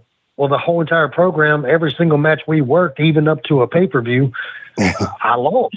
I was like, how is this a run? This is not what we consider an angle. How is it an angle if the heel is losing every single match? I mean, so what's the point? Tell him, Wolfie. Preach, right? Yeah. And it just didn't make, and it wasn't being a big hit or nothing. It was just legitimately wait a minute, this is not making sense. How am I? Only thing I'm doing is getting this kid over because I have credibility. Right. Yeah. And we did that one match. Anything goes in the building, come off the second balcony into a table.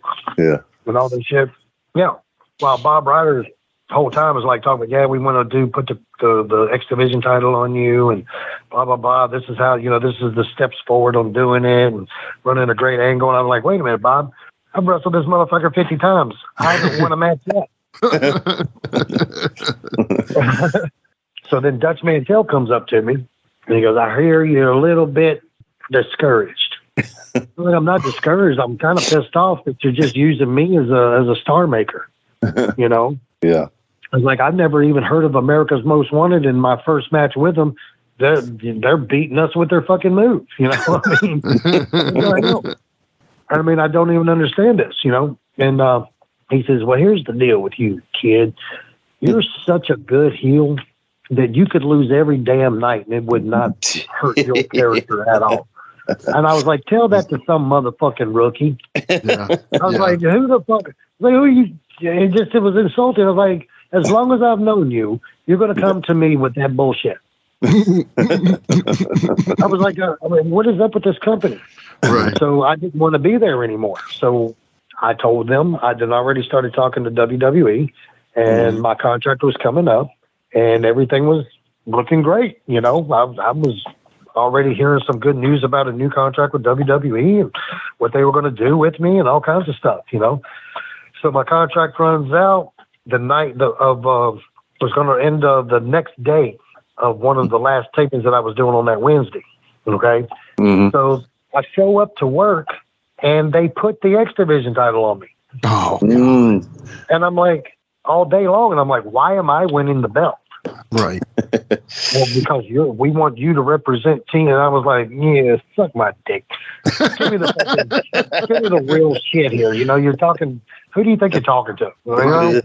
Right. I don't. I'm not one of these young kids. You can blow that smoke on my ass. Right. Why are you giving me the title on my last night? What do you mean your last night? This is my last night. My contract runs out tomorrow. Well, no, you got a new contract. I was like, what the fuck you mean I got a new contract? Oh, and he's like, yeah. I was like, we rolled you over. And I was like, how the fuck you roll somebody over without their permission? And I read the contract. I don't have any merchandise. Oh, you do now. One 8x10 picture. Oh my God. Oh my God. Oh my God. One 8x10 picture constituted them to roll me over for another fucking year. Oh my God. And that made me irate. No doubt, bro. Jeez. I was just like, okay, y'all want, this is what you want? And I don't know if you remember, Wolfie, but I started going against the grain really bad. I do remember. Yeah, I started being very vocal. I was beating on people when I worked them. I was chopping the living fuck out of them. I was kicking them hard. I mean, to the point where they would go complain, you know, they would complain. I was taking water and like spitting it in people's faces in the crowd, you know. I mean, they were like, yeah. But it seemed like the more I did, the more the crowd liked me, and then the more they fucking dug it. And I was like, no, this is not the way it's supposed to be. You're not. No, I'm supposed to be offending you. Okay.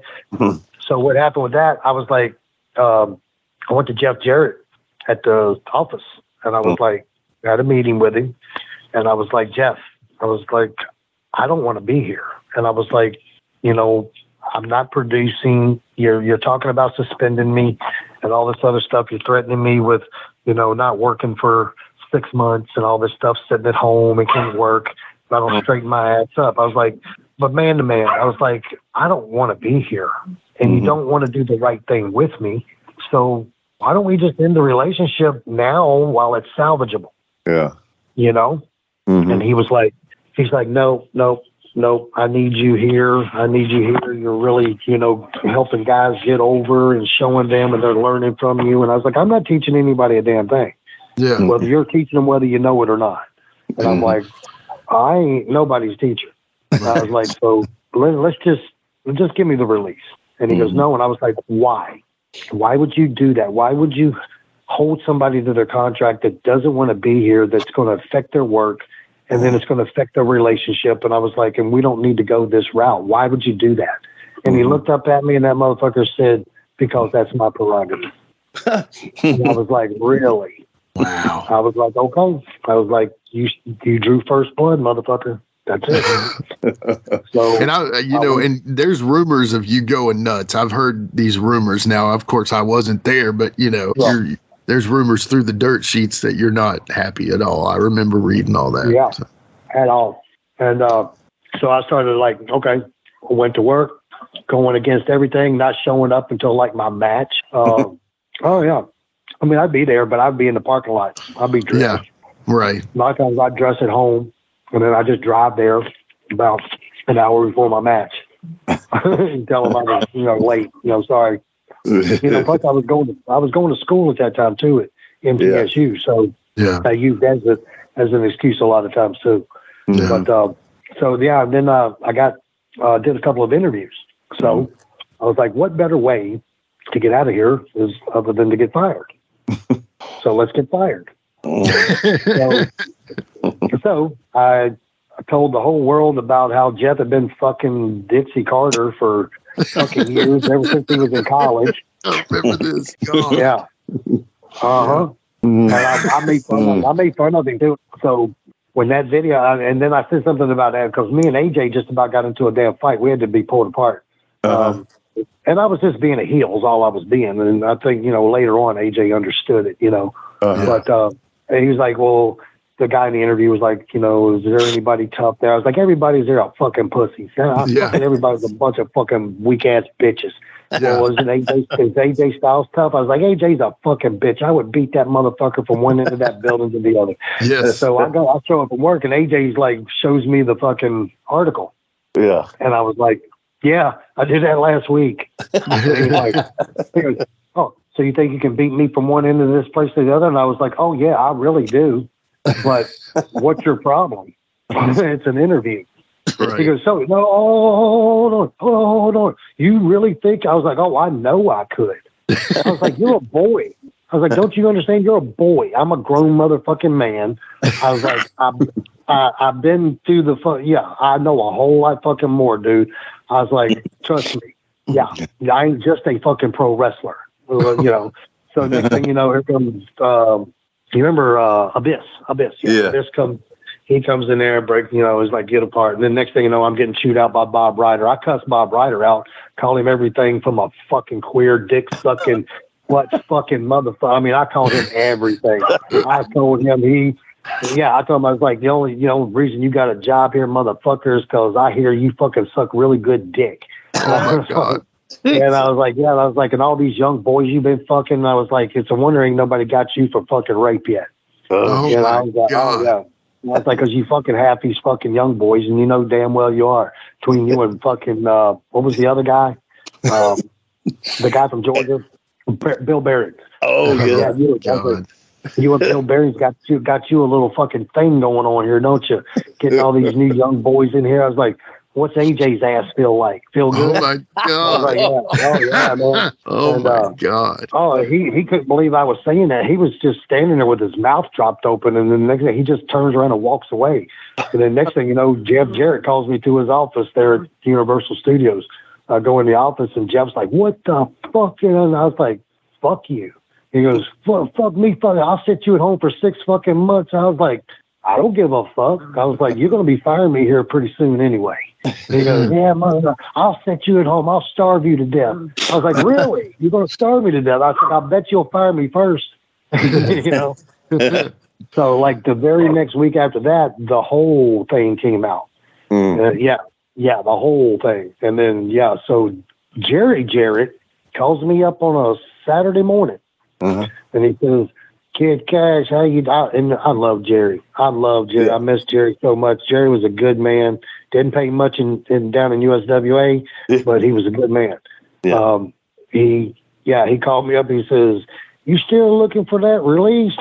I said, yes, sir, I sure am. He goes, good, you got it about 10 minutes ago. I was like, yeah. Hallelujah. Yeah. I was like, thank you, Jerry. I was like, one question. He goes, what is it, kid? Anything. I was like, would I be able to get that hard copy? He goes, you want it today? And I was like, I'd love it today. And he goes, I'll tell you what. He goes, I'll leave it at the front desk. And I was like, all right. So I went down to the office. I walked right in, picked it up, walked right out. Didn't say nothing to nobody, just left. Called Tommy Dreamer. As soon as I got home, Tommy's like, I need you to send me a copy. So I had to run. Remember Kinko's? Yeah.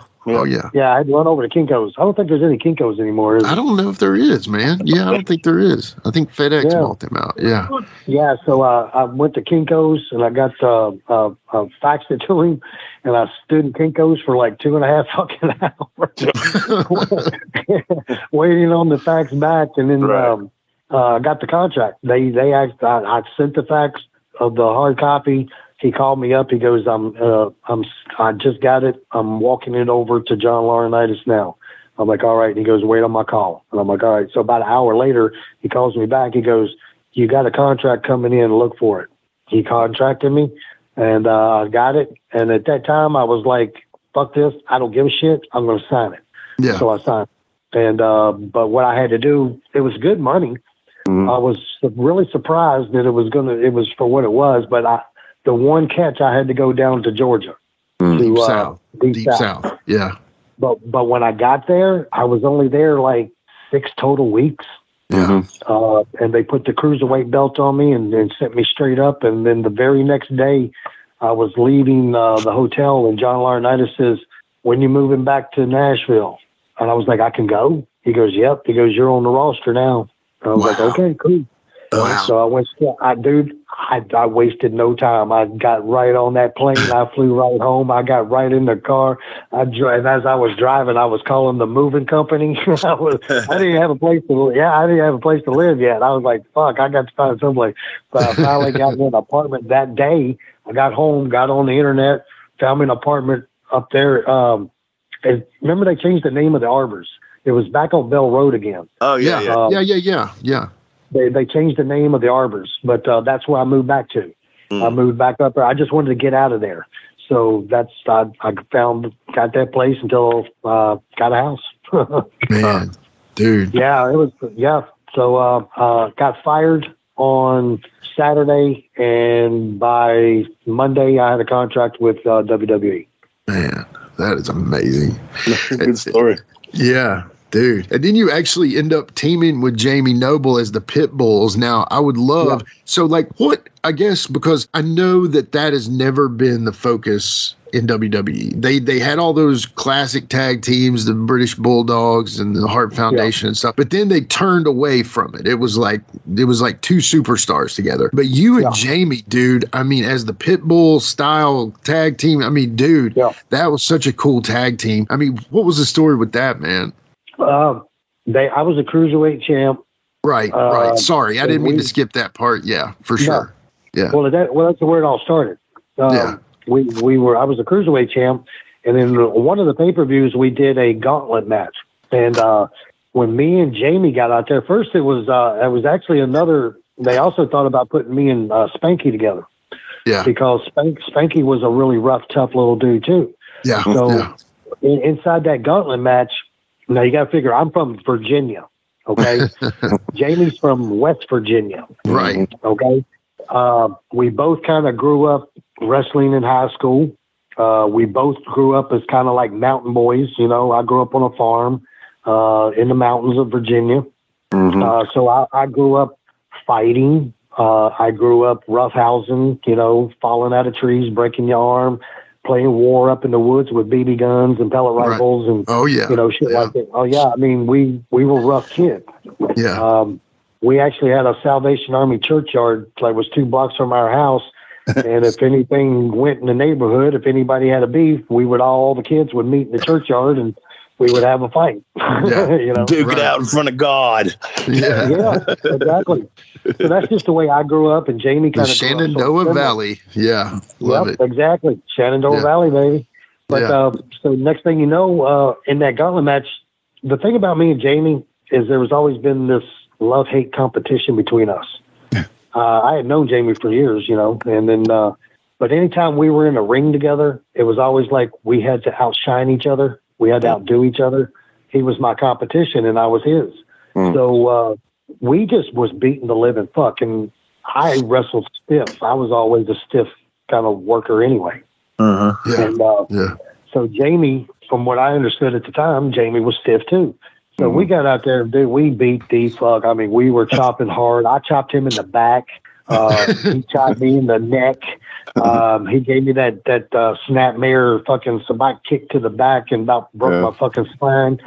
And I gave him a clothesline, about took his head off. I mean, we were just beating the fuck out of each other. After the match was over with, this is a shoot, okay? I come through the Gorilla, and I'm still the champ. I walk down, and John Laurinaitis yells at me and Jamie because we were all waiting at the back to thank each other, you know. So after a person got eliminated, he would wait at the curtain back there on everybody. Okay, so next thing you know, I'm back there. We're all saying, you know, thank you to each other and everything. We start dispersing. Jamie and I weren't talking. We just kind of was walking side by side. We started walking back to the dressing room. And John Laurinaitis yelled at me, and he was like, Cash, Noble, come here for a second. So we walked back up there, and about that time, Vince McMahon come out of the curtain. He says, I just witnessed 2 dogs. I just witnessed a dog fight, and I loved it. Yeah. Because I love both of your styles. I like that you're rough. You're two little guys with you know, you're not like really big. He goes, you got muscles, but you're short, you're stout, 2 like fire hydrants, 2 little pit bulls. And he goes, and I loved it. He goes, I want you 2 as a tag team. Start dressing alike on the house shows until we drop the title. He says, oh, by the way, we're going to drop the title on you. Is that all right with you? And I was like, yeah, that's fine. He goes, are you sure? I was like, yeah, I'm very cool with it. And he was like, he says, good. He goes, start dressing alike. He goes, until we drop the belt on you. He says, we're going to do dark matches with you guys as a tag team, and I want you starting to dress alike. And I didn't already cut my hair, so that was one of the rules to go into the WWE along with my contract. I didn't know if I told you that. I had to cut my hair. They said there was too many guys up there with long hair, and they wanted somebody to be different. So I didn't already cut my hair. Then after we talked to him that night, he decided he wanted me to cut my hair even more. He wanted me to shave it down like Jamie had it. And I was like, damn, all right, man. Shit, you know. So I did it. And remember Rick Michaels? Yeah. Rick Michaels made our outfits. We called him up, and he made them within 2 weeks. And he was actually working up there. Remember he was working up there? Yeah. So he was actually working there. He got us and wore them out. And then we did that for a while, man. I mean, we got a lot of complaints. We did. The guys hated working us. They hated working us.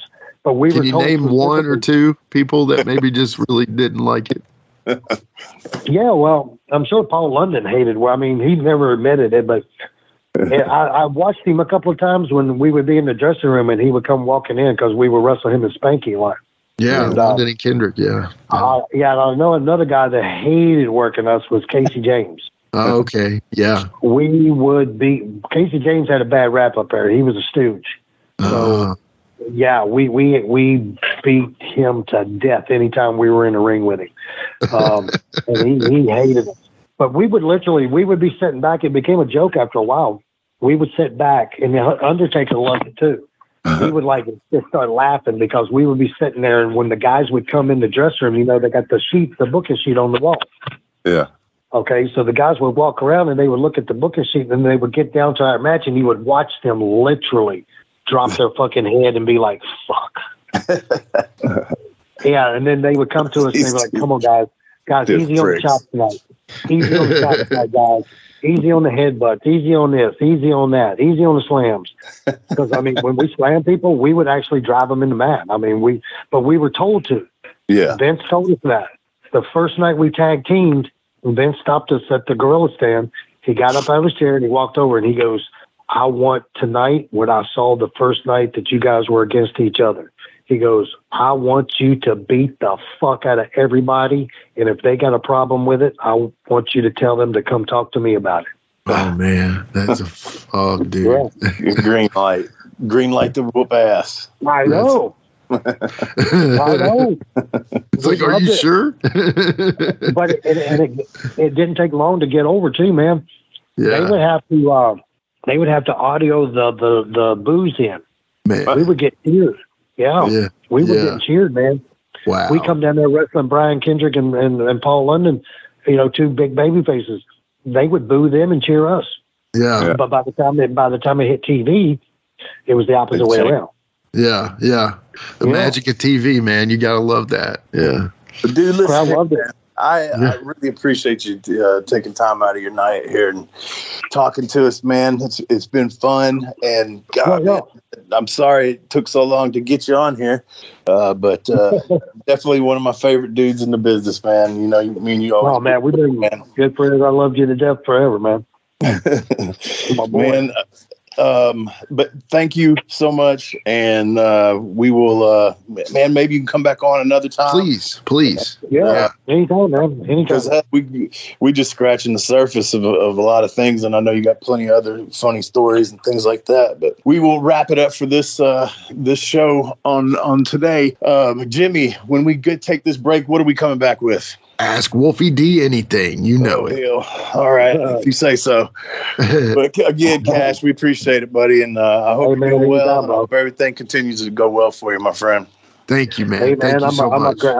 I'm a grandfather now, man. Yes. Wow. Yeah, I got married in July the 9th, and then my grandson was born in June. Wow. Congratulations, man. Yeah. Yeah. That's cool. What does it feel like being a grandpa? I feel like I grew up.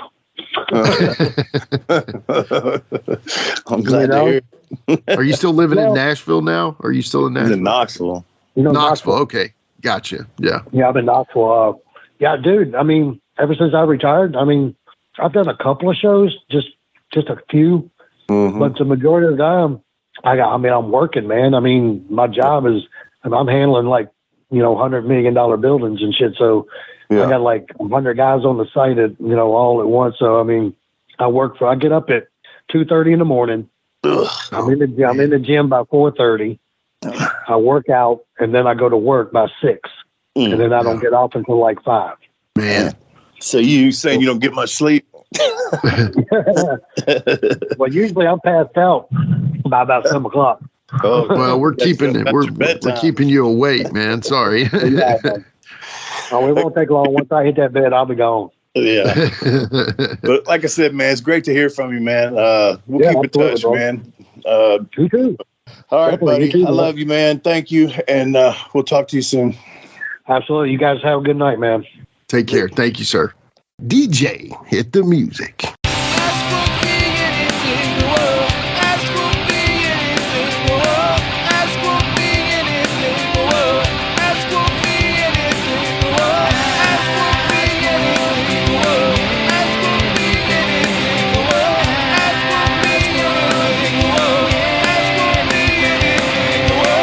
All right, we are back with Ask Wolfie D Anything, and oh my God, Kid Kash, man, wow. I told you.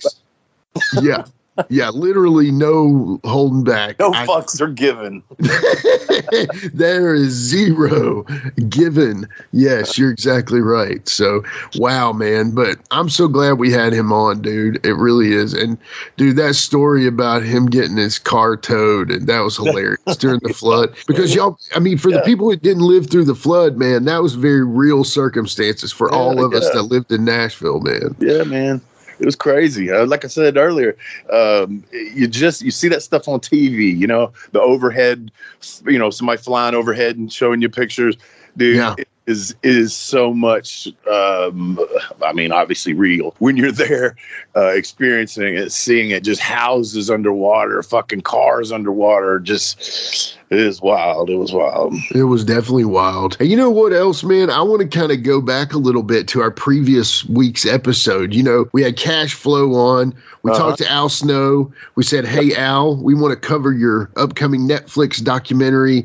Yep. Wrestlers, bring us your best. Give us one of your best. And he really did. He gave us Cash Flow. Had a great interview with him. We talked about the show. We talked about his time in the business. He's a likable dude, man. And I've always kind of known that about him. Yeah, he did a great job coming on for us, and we appreciate him coming on. And you both have already started watching, you know, this. Yeah. Yeah, dropped. We pre-taped this, so I've started watching it, and he's featured quite a bit there on the first part, the bit that I've watched. So yeah, see the rest of it. Hell, maybe next week we'll do a little segment of talking about what we both thought about it or something. Yeah, I like that. I think that's a great idea. But, you know, that brought up a question. So I've watched a little bit of it, and if you haven't watched it, this isn't going to ruin the whole show. But it made me think of a question. So I'm using my veto powers of Jimmy across the street. I'm going to use my that's a sound effect I like. And I'm gonna ask a question today to start things off. So one of the things that was like key to the second episode was part of it was they were talking about there's the money guys that are backing OVW, and then there's Al Snow, and Al Snow's basically head of creative and production, and then you have these guys, the mayor of the city and some other guy that are all together, and they're kind of paying the bill. And so one of the things that came about was they were wrestling in a brewery, and at one segment, they brought in a guy to represent University of Louisville, and they brought in a guy to represent Lexington. Right. And he's like, you know, Al doesn't see my point on doing this local rivalry because Al thinks TV, but I think local. Yeah. And I want to bring in locals, but also we want to have a great TV. Where do you lie in that? Like, being that you've done national TV and you've done local TV, plus you've also drawn local houses that never had a camera in it. Yeah. Where do you lie in that? What's more that's important? One of those things, man. It's a little gimmicky stunt that you can do. You know, bring the football coach from the high school to referee a match, or you know, that type of shit. And I see what they're doing, and it honestly, to me, it's actually kind of smart. That's one end of Kentucky versus the other end of Kentucky. You're trying to. You got to start somewhere, you know, crawl before you walk. And I kind of see if you could capture Kentucky, right, then move along, you know, up to Cincinnati and to wherever else they want to go, you know, bigger cities. And hell, then you got, you know, UK versus fucking Cincinnati, you know, I don't know, but I'm just saying, I don't really see that it's a bad idea. Right. Because of where they are right now. They're not where Al wants them to be. They're not where any of them wants them to be. Right. And that's by their own admission. So I really don't see anything wrong with doing little shit like that. And it was their, I assume, their first run at this summer tour thing. So, I mean, work out the kinks, but man, whatever it takes to put asses in the seats and create new fans, I don't really have a problem with that. Like I said, it's not, they're not national at this point, so you got to start somewhere. I like that. That's a good answer. Here's my parallel to that with this podcast. We've had our day one listeners from the very beginning that signed on to this thinking and probably hoping that we are and would be the ultimate Memphis podcast, right? Yeah. Where we talk Memphis 24/7. And also the idea that we would bring on your old Memphis buddies and everything would be Memphis kumbaya. And we love Memphis. Don't get us wrong. We're all about some Memphis. But also we think, you know, after a certain point, when you talk to all of them that can talk or will talk, then you got to start thinking a little more outside. Okay, well, you worked in TNA. Let's get your buddies in TNA. You worked in WWE, Nation of Domination. Let's get your buddies there. So I do see that aspect of like building small but going large. And, you know, we know our numbers have gotten better since the beginning. But what I mean by that is like, I think what we did in a little bit of is a parallel of that, in that we built small, which of course every podcast does. And then you hopefully get more people listening as time goes on. And that's why we brought in guys like Ahmed Johnson. And that's why we've brought in all these other guys that maybe people have never seen in Memphis, but at the same time, they're important to the show too. Anyway, does that make any sense, what I just said? I believe it does. You believe, then that's all that matters. It is the Live and in Color with Wolfie D show. So, all right. Well, anyway, that was my point, and I'm glad that popped up on the documentary. If you haven't seen it yet, like I said, I haven't given anything away truly, but when it comes down to it, the idea of thinking national but working local, you know. Yeah, build it up. Yeah, build it up. I like it. All right. The next question, and I guess what you would call the first official question, is... It's from Ben Martin. No, actually, it's not. Ben's got to get the question game going here, and he'll have me about 10 or 30 here in a few days. So I promise he's always good for that. So thank you as always, Ben Martin. So AJ on Twitter asks, this is interesting. What is the one storyline / angle you'd go back and change, and what would you do? Well, that's kind of hard. I have to think of every fucking storyline. Every one of them. Think of them all. Every one of them. I think we did a lot of things right. I'm thinking Memphis right now. I'm thinking we did a lot of things right. We had some things work against us. For instance, when Eddie Gilbert passed away, Doug had to take time off. Yeah. We talked about that. Gorgeous George steps in. We didn't miss a beat. Doug comes back. It all works out. Right. There's always shit like that, wasn't the perfect scenario, but it happened, and you just had to kind of call an audible. Sure. I hated the first. There was a first breakup with me and Jamie, which was way too soon, and it was terrible. The people didn't like it. Yeah, and I think me and Jamie even liked it, and that was before we did it like a second time or something like that. I can't remember, but yeah, it just wasn't good, man. I think it kind of hurt both of us, really, and that's when we took a break and then came back, and that's when we got our push. But yeah, that should have never happened. I don't remember whose idea that was, but it was not appropriate timing, and it just didn't work. I was just about to ask that. Whose call was that? You don't remember? I think it was probably because I don't think Randy had the book yet, so I don't know. Yeah. Lawler. Gotcha. Yeah. I think. Okay. Well, do you think Lawler, and again, we love Lawler on this show. Yeah. He's the best, and we've never, questioned his greatness. But do you think he was a little like Dusty sometimes in booking, and sometimes he had too much?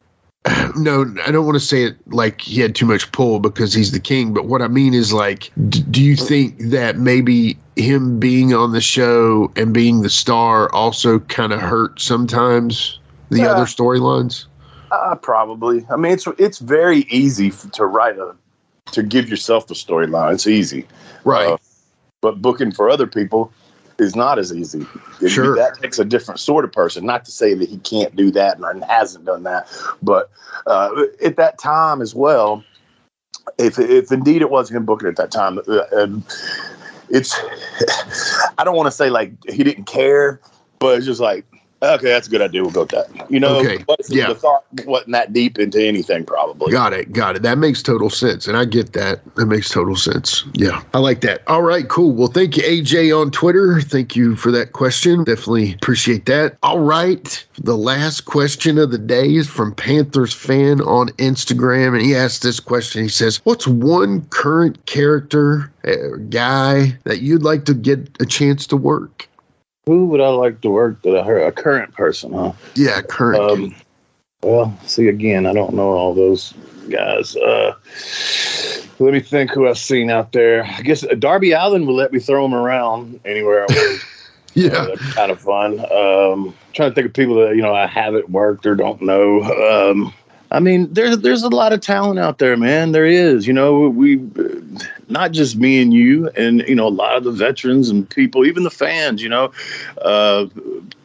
talking about this OVW thing. I heard him talking on there. He's saying, it's just not like what they grew up watching was the Attitude Era. And they're like, oh, man, The Rock and Stone, but all they did was kick and punch, but it meant something and blah, blah. And that's true.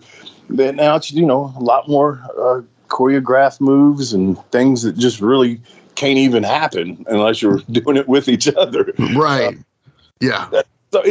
So I guess my roundabout answer in that would be, I would just want to work with somebody that MJF guy's good. Fucking Ricochet's good. And I'm trying to think of me being in my prime, we'll say, like TNA / ability sure. to hang with them, because we know I couldn't do it now.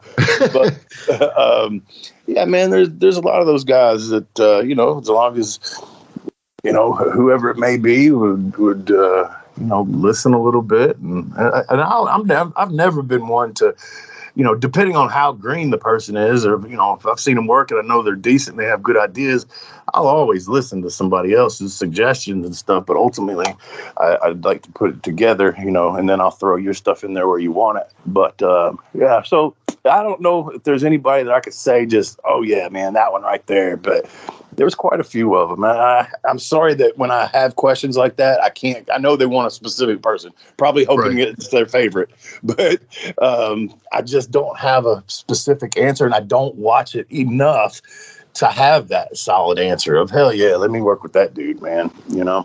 Well, let me throw something out here since you know I'm going to give my opinion anyway. Yeah. So I would like to take the disciples of the new church, and let's say, when would you you really, like, who do you consider in your mind right now, like you just thought of it, who was the disciples of the new church? Name the crew that was the disciples in your mind.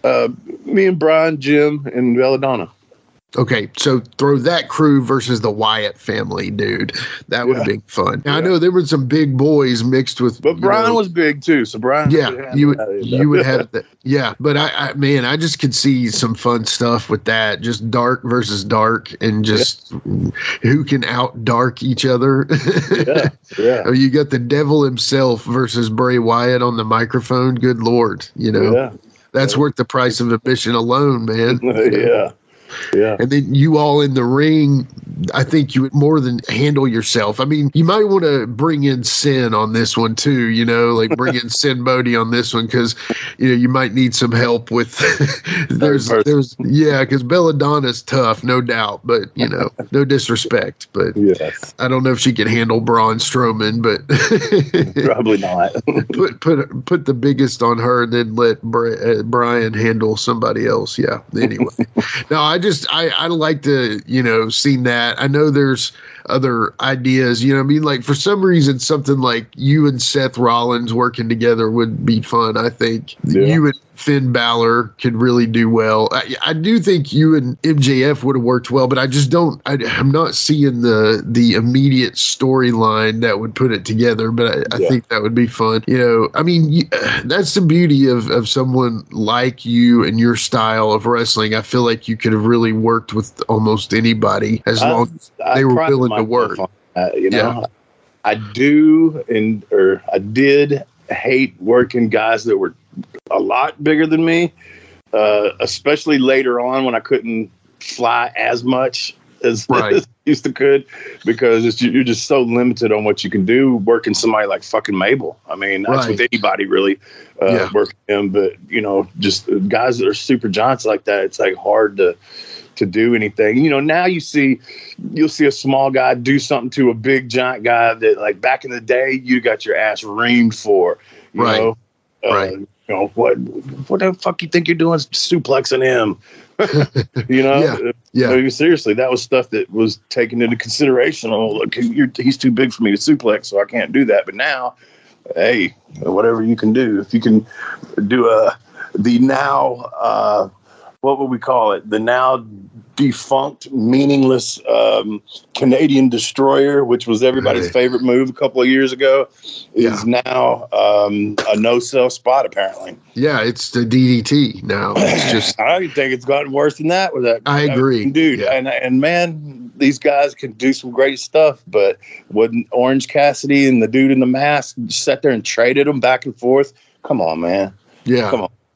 And I like Orange Cassidy. I think the kid can actually work. I think it's the little intro spots where he does a little kick in the shins and stuff. That makes sense once you start to see the guy work. But I mean, I think a lot of people tied him together with like Danhausen, and whereas I know Danhausen's a great character, absolute great character, very interesting, very funny. I do not enjoy his ring work versus somebody like Orange Cassidy, who would almost, you would say, okay, these are the same kind of guys, you know, all character, not really. But Oranges actually can go. But you're right. They totally killed the Canadian Destroyer the other night. Here's my question.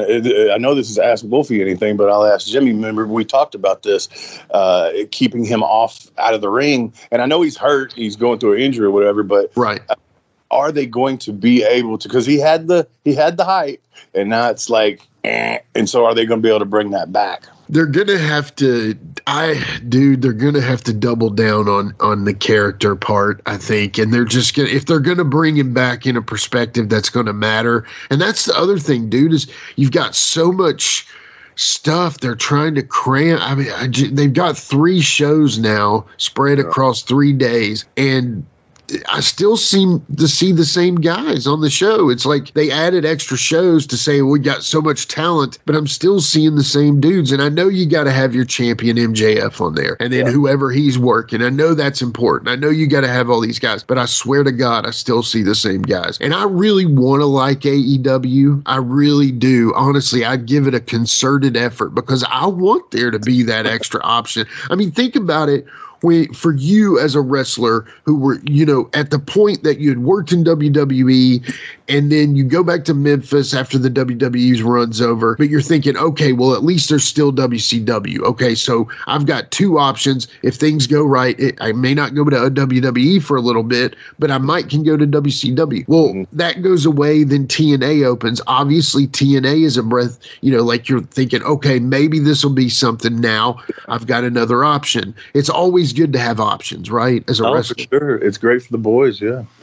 Absolutely. So I think I really want AEW, but man, I swear it kills me every week that I'm like, God, this is not good, and I really want to like it. Yeah. It's not like I'm putting WWE on a pedestal because, Al Snow said something interesting. I don't know if you've seen it yet, but where he says, back in the day, a match used to sell WrestleMania, but now WrestleMania sells WrestleMania. It doesn't matter what's on the show. Everybody's going to be there for WrestleMania. Right. And I don't know if that's good, man. Because it's just evolution again, I think. It's just become a spectacle. Everybody knows the name and, Super Bowl of wrestling, and everybody's going to go to the Super Bowl, whether their team's there or not, celebrities, all that kind of shit. So, and back to the WWE versus AEW thing, it's kind of like everything else, politics, all of it. If you have to go with one, and if you agree that this is the best one, anybody that doesn't is an idiot. You know what I'm saying? Totally. It's everybody chooses sides on everything, and if you're on their side, then it's just society. It is, man, and it's true. And and it's weird too because wrestling is about the only thing that can allow to more than one major thing. So you've got the NFL, and no disrespect, but the XFL and the USFL are never going to be as important as the only thing I would compare maybe as important is college. You know what I'm saying? Yeah. But they're 2 separate things. So again, wrestling is one of the only things that allows for 2 large things. You know what I'm saying? It's kind of weird. Wrestling is the only sport that has the opportunity for there to be more than one major league. And there's no extra major league baseball. There's no extra NBA, even though there's the Ice Cube's 3-guy team, Big 3, whatever it's called. But I mean, there's all those things, but again, they're all minor leagues compared to the main thing. And but the bottom line is making money, and WWE makes money, and I'm all that into it, but from what I understand, I don't think AEW is really making money from what I can understand, what I've read. Things are down after Wembley, and I don't know. But that's not really what we discuss on here, and that's why I'm not up there, and I don't have to be. Right, exactly. So that's it. There's my uneducated opinion. Yeah, and that's where it is. And I think that's right. And I think that's, when we pivoted to ask Wolfie from Current Affairs, I at first was like, I like it, Current Affairs. And you're like, and now I don't even want to talk. You know what I'm saying? I'm happy we've made that pivot. But anyway, that's all I got for today for Ask Wolfie, man. So, right. Well, again, we thank KID KASH for coming on. And as we said before, no fucks given there. Hope everybody enjoyed it. And we kept with our rhyme.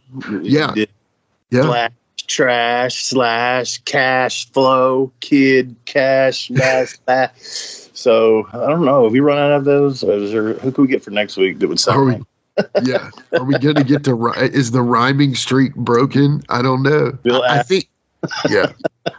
I think everybody, yeah, Bill, I think everybody will enjoy our next guest. We'll just say that. So, yeah, I think so too. Rhyme or not. Yeah, it's not going to rhyme, but we'll have some fun time. Yes, we will. All right, folks, I'm going to quit boring you with my boring rhymes. Y'all tune in next week. We'll have something good for you. Thanks for listening.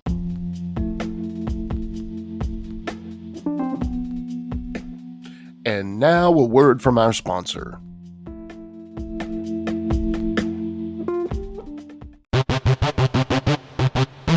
Ladies and gentlemen, welcome to Give Me Back My Pro Wrestling, the podcast that's based on the old school but can still help you find the good stuff from today.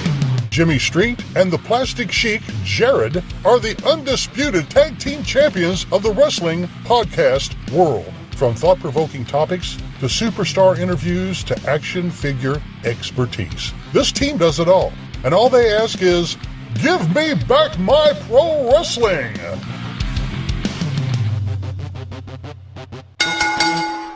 Every other Thursday, wherever you listen to podcasts. That's right, it's the talk of Middle Tennessee, the channel you love to hate and the channel you hate to love. It's Brian Turner from Brian Turner's VHS Rehab. And if you're looking for matches from Wolfie D to Jerry Lawler to Dusty Rhodes and the team that put a pimp before your eyes and a goatee between your thighs, Booty Call and Athena, go to lostwrestling.com. See, I made it easy for you. Brian Turner's VHS Rehab. Booyah. Join me, Gene Jackson, for the Jackson Interaction Podcast, where I'll be doing one-on-one interviews with people from the world of professional wrestling, as well as stand-up comedy. You can get them anywhere podcasts are available in both video and audio form, but you can find them all at genejacksonpod.com.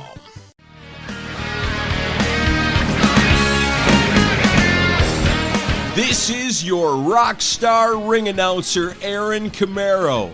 I'm a man who believes the two greatest art forms ever created are professional wrestling and heavy rock music. So when I'm not hosting the best parties that also happen to be live professional wrestling shows, I'm hosting the Decibel Geek Podcast. Decibel Geek is a weekly podcast that features discussions of all things rock. We're talking the Beatles, the Stones, Led Zeppelin, Jimi Hendrix, Black Sabbath, Kiss, Ozzy, Motley Crue, Guns N' Roses, Metallica, Alice in Chains, Pantera, and everything in between. Plus, we'll turn you on to new bands from today that have the same spirit and style that the legends do. Decibel Geek is hosted by myself, along with Rockin' Pod founder Chris Sinzak, and each week you'll get interviews with famous musicians and industry insiders, along with informative, entertaining, humorous, and insightful discussions, and most importantly, a passion for the music. So if you love to rock out as much as I do, then this is your invitation to the greatest rock and roll party in all of podcasting. It's Decibel Geek, and it's available right now on all major podcast platforms. Oh yeah!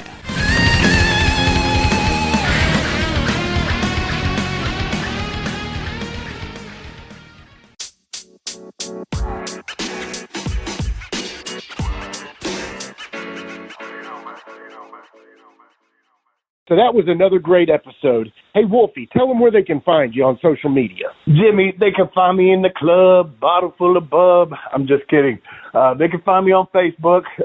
My personal page is Warren Wolf, WOLFE. I'm on Instagram at WarrenWolf13. You can always find us on Facebook, Twitter, Instagram, and YouTube at Live Wolfie D. Here's the thing. Wolfie always has offers for his autographed photos. He has a selection of some awesome photos from throughout his career that he will autograph and personalize any way that you want him to. Just contact him either directly at his personal Facebook page or through any one of our other pages, and we'll make sure you get in contact directly with Wolfie. Get those photos, right, Wolfie? Yeah, I've got some good stuff on there, to help with the podcast. Folks, if you can't get out to a show to meet Wolfie D, there's nothing like that, especially for the fans of PG-13 and Wolfie D. And before we go, you can always find me, your host, Jimmy Street, at at James Rock Street on Twitter, Instagram, and YouTube. And hey, Jimmy, before we go real quick, I just want to add in there, from the bottom of my heart, I really appreciate, first of all, the work you've done for this podcast. You have worked your butt off. Secondly, the people that are liking the page. Beyond that, even more, is the people that are listening, and we really appreciate that. Yeah, and remember, guys, the podcast drops a new episode every Monday at noon, and our past episodes are streaming now on demand on all major podcast formats. Thanks again.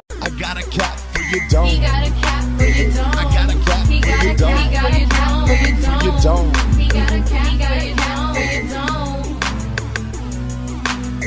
And here we go. The original white boy that came out sagging, not bragging, don't be hating, cause I'm spitting the truth. Still livin' in color. Don't rush your mother. Utilize a hubcap unlike any other. Back in the day, I was NOD, and I was P to the G plus the 1 and the 3. In case you forgot, they call me Wolfie D. Been cloned and copied so many times. Tired of suckers taking credit for what is mine. You know who you are without me name dropping. Wrestling's first white boy coming out hip hop. Been doing it like this since 92. Laid low for a while and you thought I was through. Listen real close to these rhymes that I've injected. This shit's so sick it makes your ears get infected. Mad skills, no faking, there is no one great. Cause I'm bringing more folks than Obi-Wan or Vader. Not here to play games, so you better beware. You don't like me, so what? I really don't care. Like time I keep ticking and I can't be stopped. You sucker step to the side unless you wanna get dropped. With my finish, I'll straight knock you out. Please allow me to tell you what it's all about. I'm gonna wind it up, then I'm driving it home. It's Ricky D, baby. Huh. I got a cap for your dome. I got a cap for your dome.